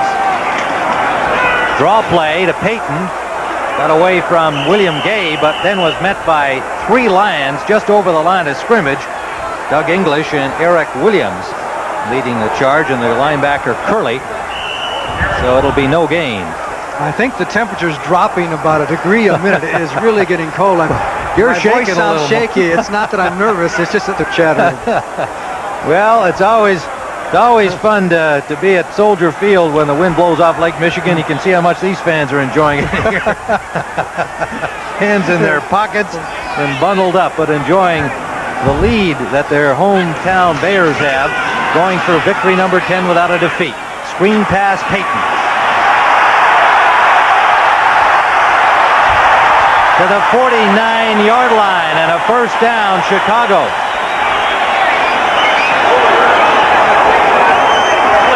"22 yards on the play for Walter Payton."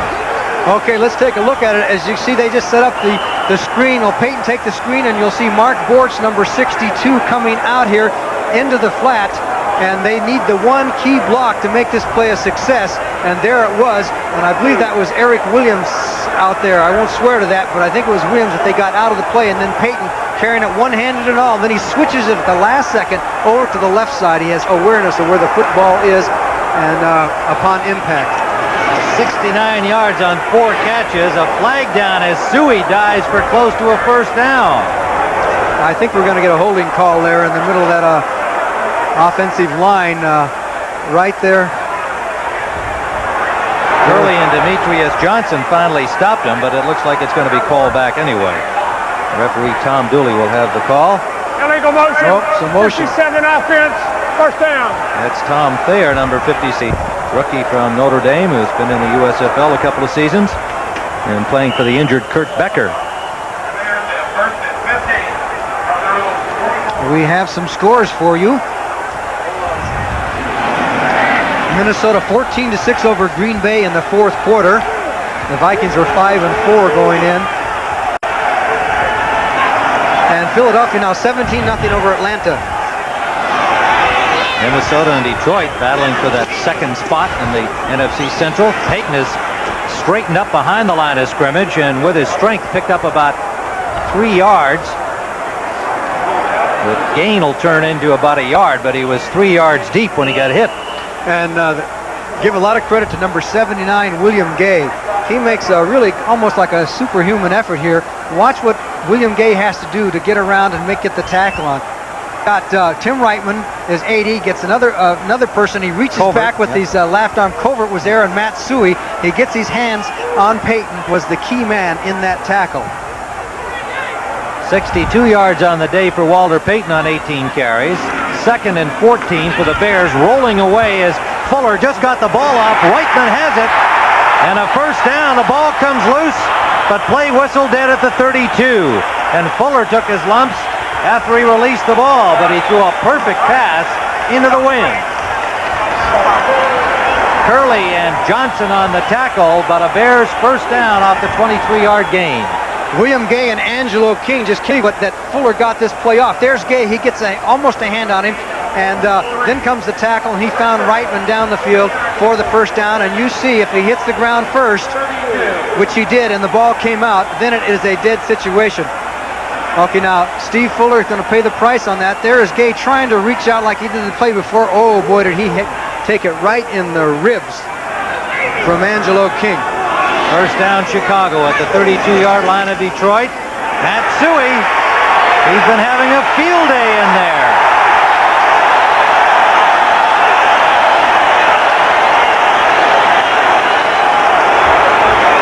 Oh, we have to watch this. The influence block. Watch Doug English, number 78.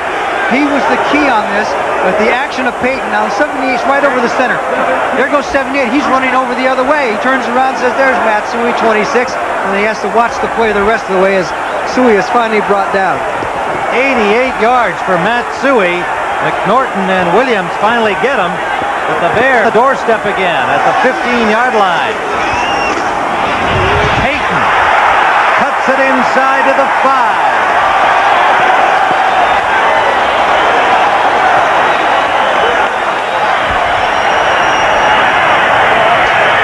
William Perry on his feet saying it's getting down into my territory. He says, bridge time. Let's open up the ice box and bring in Perry. As you see, Walter Payton, the Bears have a chance to have 2 runners gain over a yard as Payton gets a good block from Mark Bortz, 62, turns up the field, and then it's finally Demetrius Johnson who brings him down. But Payton and Suey both heading for 100 yards. And, you know, the ironic thing is that Payton hasn't gained 100 yards against Detroit since 1980. He has 72 yards and 19 carries. It'll be 1st and goal as Perry put the jacket back on. There's no call for the refrigerator yet. just outside the 5-yard line. First goal Chicago, leading 14-3. We're in the final minute of the third period.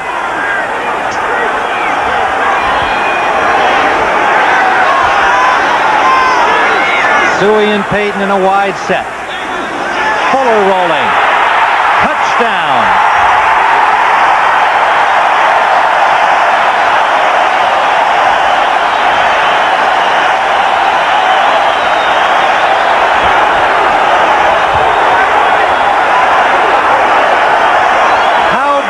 Steve Fuller must feel at this moment, getting the start, doing the job, and after the fumble to golf. Yes, and here's a good play action. Boy, he hung on that ball. Jimmy Williams, 59, was completely fooled as everybody was looking at Walter Payton. And you're right, Steve Fuller's got to be a happy man. He's been in a couple times this year and has not done that well. He is doing pretty well now. Butler for the point after.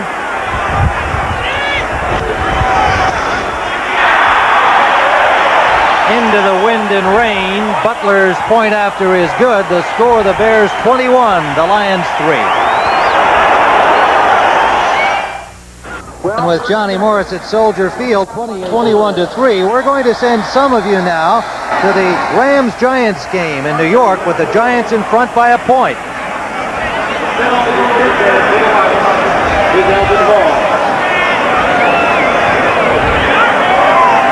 Here in Chicago, the Bears ready for the kickoff, and with this wind, Butler requiring a holder. Kickoff comes down at the 19. Alvin Hall over the 35 to the 37-yard line. And a little extra pushing and shoving down there in the center of the field. And look who's in the middle of it. Big, friendly old William Perry. It didn't look like it developed into anything too serious there. A little name calling, no doubt. And the crowd for Perry. Now let's go to Brent Musburger in New York and find out about that Giant Ram game. Giants fans happy to see them finally move in front of the Rams in a big game, more so for the Giants than for the Rams, but with still a half season to go. Los Angeles knows the 49ers are breathing behind them. Hippel's pass intended for Manley, incomplete. 2nd and 10. You mentioned that little chest protector pass that Hippel had. He got a knee in the chest, an inadvertent play last week against Minnesota, and they got kind of that, like an umpire's chest protector underneath rib pads that he's been wearing for a few games, and those hanging from his shoulder pads. He also got clocked in the head with a helmet-to-helmet crash last week, and Joe Ferguson had to finish up. He's a game guy. 2nd and 10. Draw play to Jones. Jones shakes a tackle. Nice move. Close to the first down. The ball came loose, but it is a dead ball near the marker. Dewerson came in for the Bears, but the play had been whistled dead. And the third quarter is whistled dead. That's the end of the third quarter with the score. The Chicago Bears 21, the Lions 3. We now pause for a word from your local station. Chicago. It is Windy City weather in Chicago. The Lions have the ball, 3rd and 1. Hippel. Alvin Moore made a circus catch. A flag down play and a great catch by Alvin Moore. I had to turn 360 to catch that ball thrown on the outside while he was looking inside.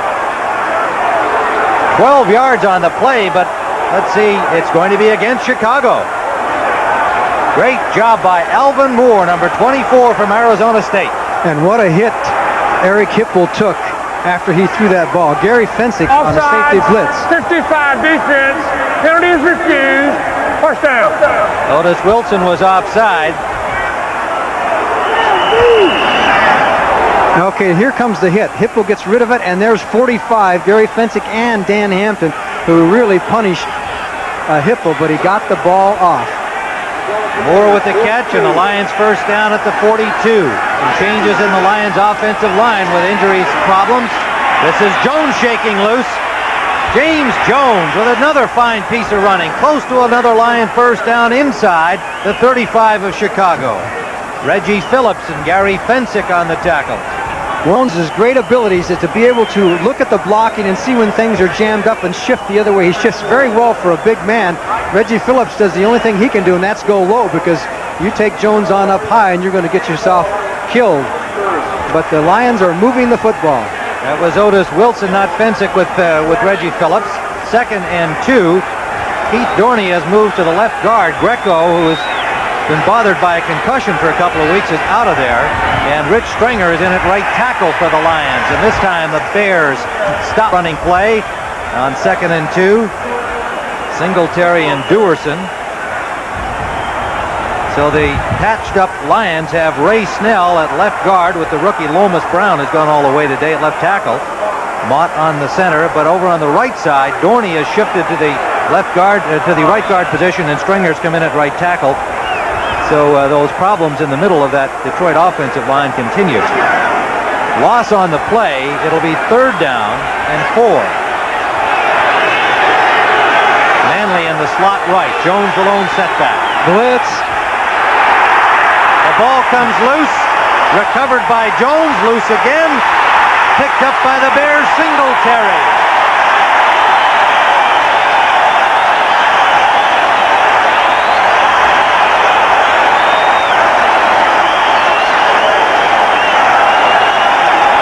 There are no flags. It will be Chicago ball. No chance for Eric Hipple. No time to set up as the blitz was on. The Bears came with everybody once again, and I believe it was Wilbur Marshall, 58, who put the first hit on him. Right there as Hipple's concentrating on what he has to do. Boxed the ball loose, and Jones almost recovered it for the Lions. Couldn't quite get the ball. And then it was Mike Singletary, number 50, who picked it up and was on his way. Jones was a busy man. Stop Singletary from going all the way. 4th sack leads to the turnover, and Payton tripped up, breaks into the 27-yard line. Demetrius Johnson made sure he got no further. What a block.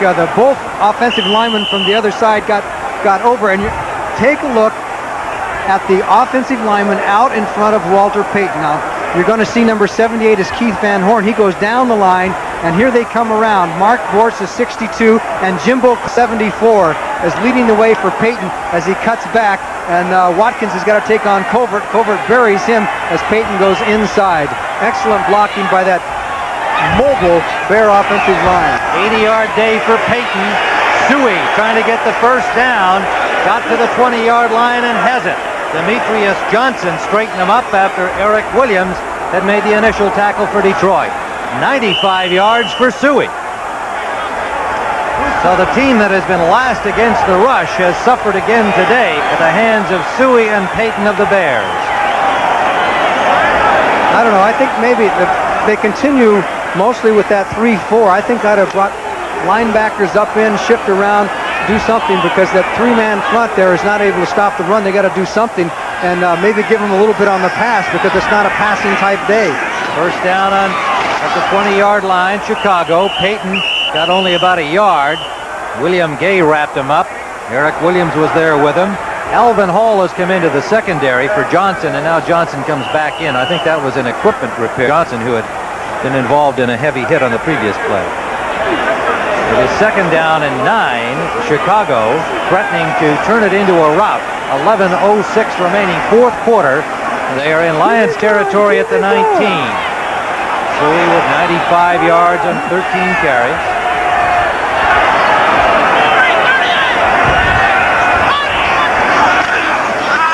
Reverse. Marjoram. Nowhere. Well picked by the Lions out the right side. And it was William Gay waiting for Marjoram to arrive. Well, that's the first time I've seen Kenny Marjoram run an end around in a long time. But you know, one thing he's going to do, he's going to go back to the sidelines later and says, forget that play, because he came around and there were 4 Detroit Lions waiting for him, namely William Gay, number 79, who's played a pretty good game today. Gay has done very well. Angelo King helps turn it in, and there was Gay on the tackle. That one says, Kenny Marjoram, I'm a receiver. Throw the ball down the field. Huh? 4 wide receivers in now. 3rd down and 15, Chicago in the shotgun. Galt in motion. Sideliner. Incomplete. Good job defensively. The pass intended for Marjoram, broken up by Bruce McNorton, number 29. 4th down. So the Lions bend a little, but do the stopping. If they have any chance at all to pull this game out, they had to stop the Bears here. Butler will come on to try and add 3 points. He has the win. The ball will be spotted at the 33-yard line for a 43-yard try. Butler is 9 for his last 9. 2 more, and he'll tie the Bears' club record in that department of 11 consecutive field goals, held by the departed Bob Connor. And Butler misses this one, so that takes care of that streak. And the Lions make a very... With Johnny Morris in Chicago on a day the Brits would describe as filthy and blustery. It is all of that. And so if you're in a nice warm place, you can stay right there, and tonight enjoy this entertainment on CBS. 60 Minutes, followed by Murder, She Wrote, Crazy Like a Fox, and Trapper John M.D. And those of you who will be enjoying our Dallas-Washington doubleheader game, that'll follow our telecast of the Bears and Lions, and then into the evening of entertainment. And that pass is intercepted by Wilson. Otis Wilson on Hippel's first down pass. The Bears get the ball right back. The 4th turnover of the day by the Lions. There were some Lion receivers in the same area, as Hippel did have the time this time, but he just threw short and into a lot of traffic. You're going to see a whole bunch of jerseys over there, dark jerseys. The receivers were pretty close together as Otis Wilson comes up with the interception. A man who says he's going to make the Pro Bowl this year. He has not made it in the past. The Lions are in trouble again, and the turnovers are coming now against Detroit. Hippel hadn't thrown an interception in 3 games before this in 47 consecutive attempts. Yes, that had been a problem for him in the past, and he's really sharpened it up. But their +2 in turnovers is now -2 on the season. 4 today.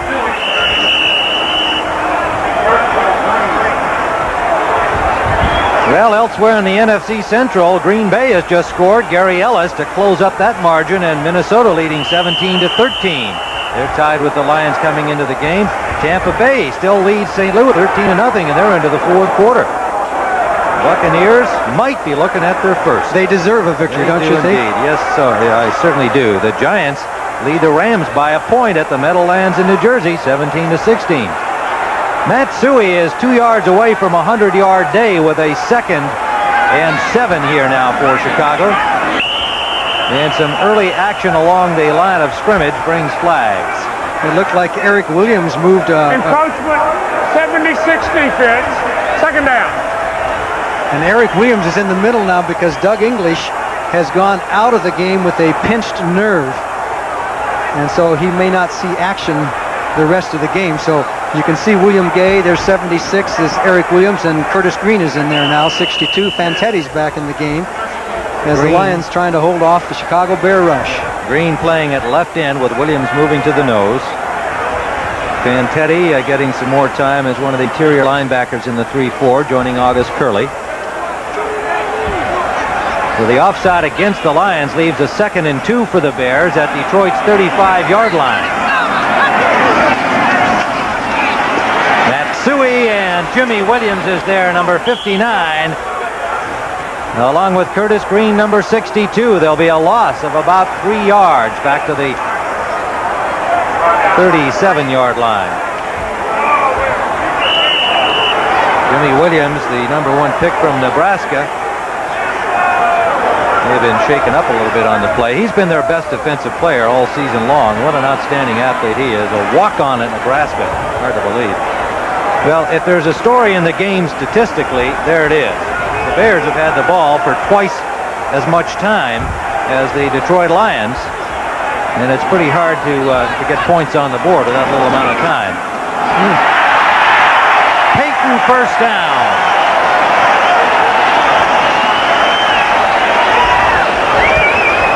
William Gay and Demetrius Johnson stopped him, but not before he got to the 26.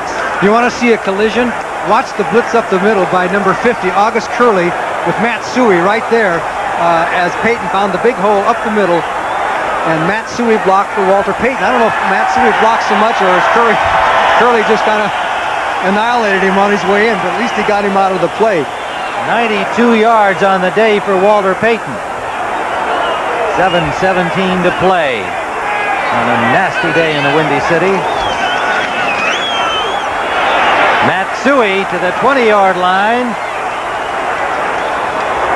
That should just about put him over 100, shouldn't it? He lost a few yards on one play and now gained back a few, so he's very close to 100. 102 for Matt Suey.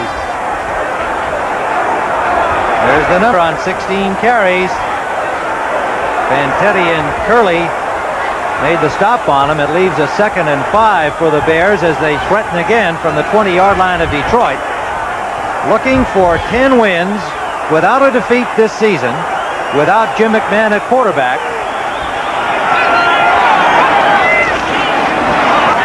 Payton slips on the slippery carpet and down he goes as he had to get around number 98, Vernon Maxwell, and Curley was able to prevent him from going any further. There'll be a loss of nearly 2 on the play. A loss of 2. Third down and 6. There's August Curley. You can see him looking at the Lions bench, taking in the signals from Wayne Fonts. The role that Ken Fantetti would like to have back if he becomes a regular again. That was his job in the past. Third down. Incomplete, intended for Willie Gault.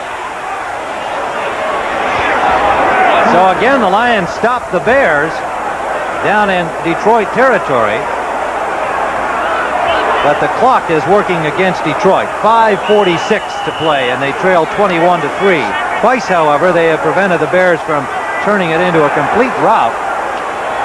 But they need to make something happen, and they'll be going against the wind when they get the ball back. Butler will try again. The ball being spotted at the 30-yard line, just inside the 30, so it'll be a 39-yard field goal effort by the rookie Kevin Butler.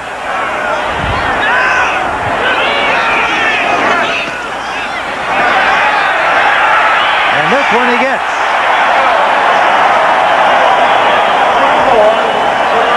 So the Chicago Bears 24, the Detroit Lions 3. It would appear the Bears are en route to victory number 10, and next Sunday on the NFL Today, you're going to learn more about the man who has helped to make it all possible, the head coach Mike Ditka of the Chicago Bears, and it's been a very business-like performance by his team here today. And next week, he'll be in Dallas with his Bears against the Cowboys, a team for which he was an assistant coach under Tom Landry, and some of you will be seeing that game, along with that other lineup that you just saw on your screen. Alvin Hall downs it in the Lions end zone as we see Mike Ditka on the sidelines. And speaking of Dallas, most of you will be watching our doubleheader action this afternoon. At the conclusion of this telecast, we'll be going to Washington, where the Cowboys and the Redskins get it on. Dallas tied at 6-3 atop the NFC East with the Giants, who have moved ahead of the Rams in their game today. Washington, well, they got off to a bad start, and all of a sudden they're a factor again, as they have moved to 5-4. We remind you that the Chicago audience will not see that second game because this game here was lifted. The blackout was lifted, and by NFL rules, we cannot show you that game.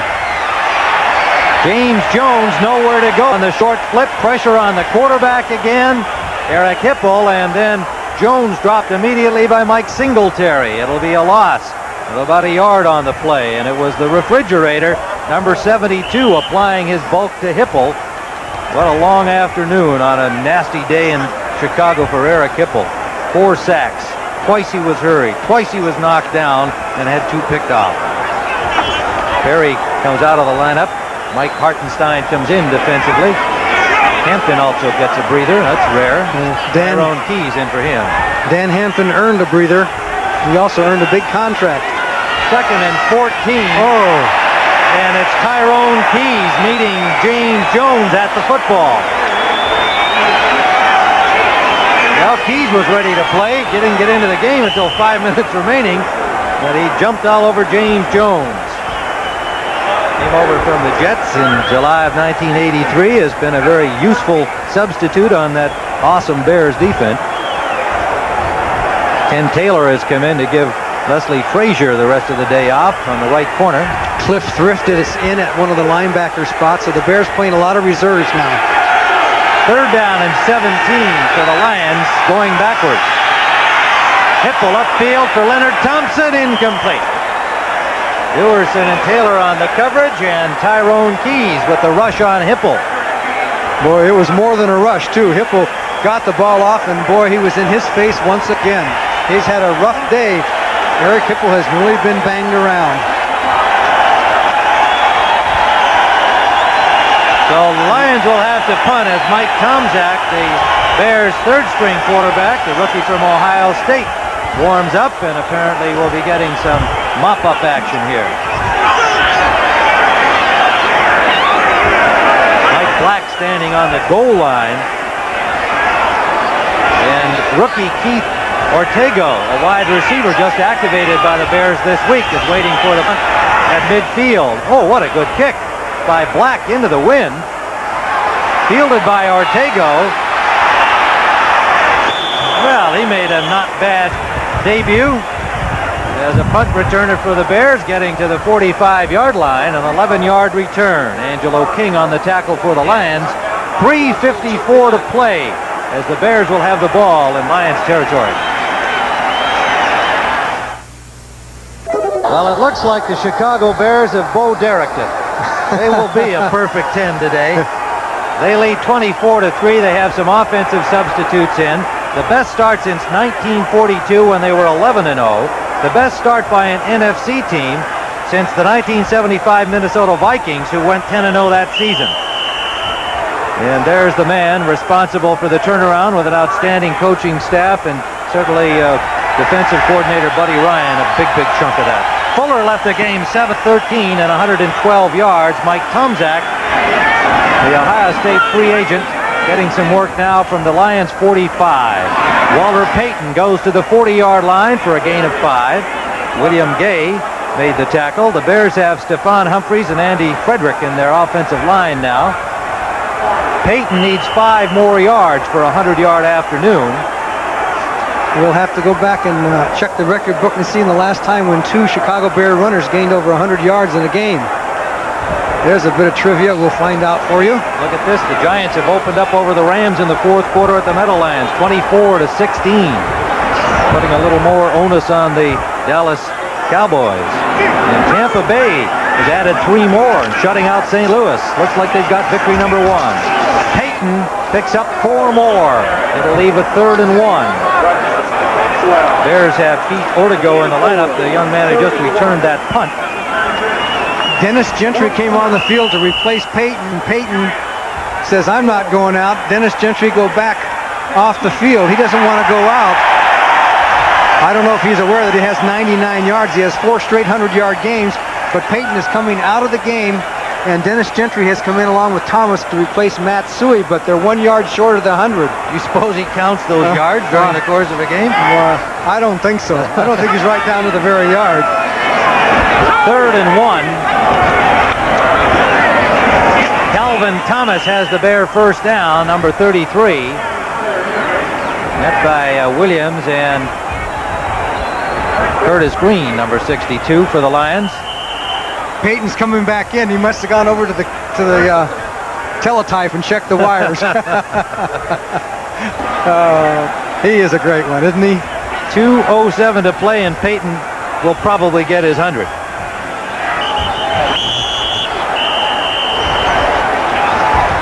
So we have the 2 minutes. Tim Ryan with Johnny Morris at Soldier Field, reminding you that most of you, those outside of the Chicago area, will be seeing our doubleheader game today. The Dallas Cowboys at 6-3 against the Washington Redskins at 5-4. The big battle in the NFC East continues.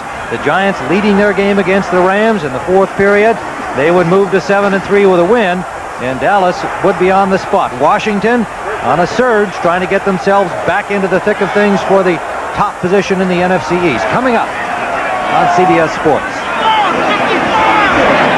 It is First down, Chicago at the 34 of the Lions.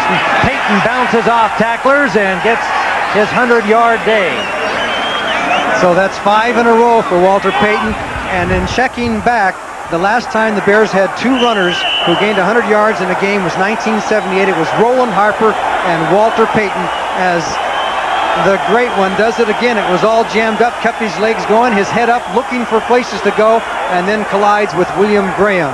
Walter Payton, he has 100 and back in 107 he has right. The Lions straightens him up and holds him what appears to be short of the first down at the 25-yard line of the Lions. So Jim McMahon has just been a spectator enjoying the action today and getting his bruised body together. He's now joined by a smiling Jerry Vinici, the general manager of the Bears.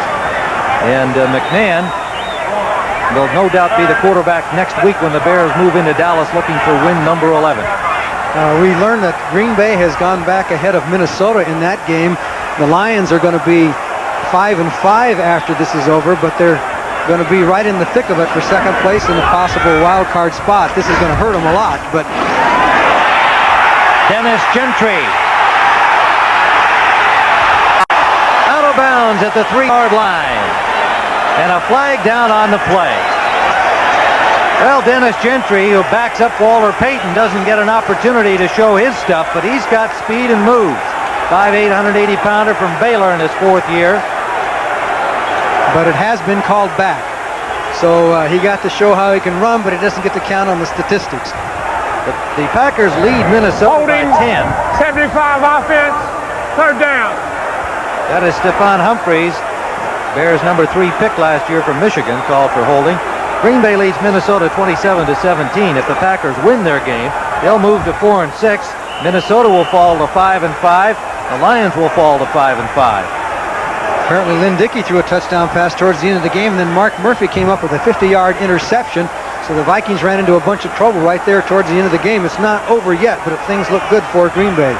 23 seconds remain here at Soldier Field as Mike Tomczak will have a 3rd and 10 following the Bear penalty.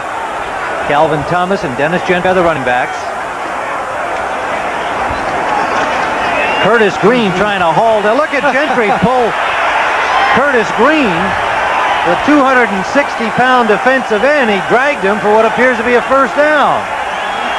Curtis Green got a ride on the scooter that time. Well, that's going to wind it up here at Soldier Field as Darrell Rogers comes over to congratulate Mike Ditka. The first time they have coached against each other. And Mike Ditka's mighty Monsters of the Midway have moved to 10-0. And obviously are the dominant team in the NFL at this stage of the season. Next week, the Cowboys in Dallas.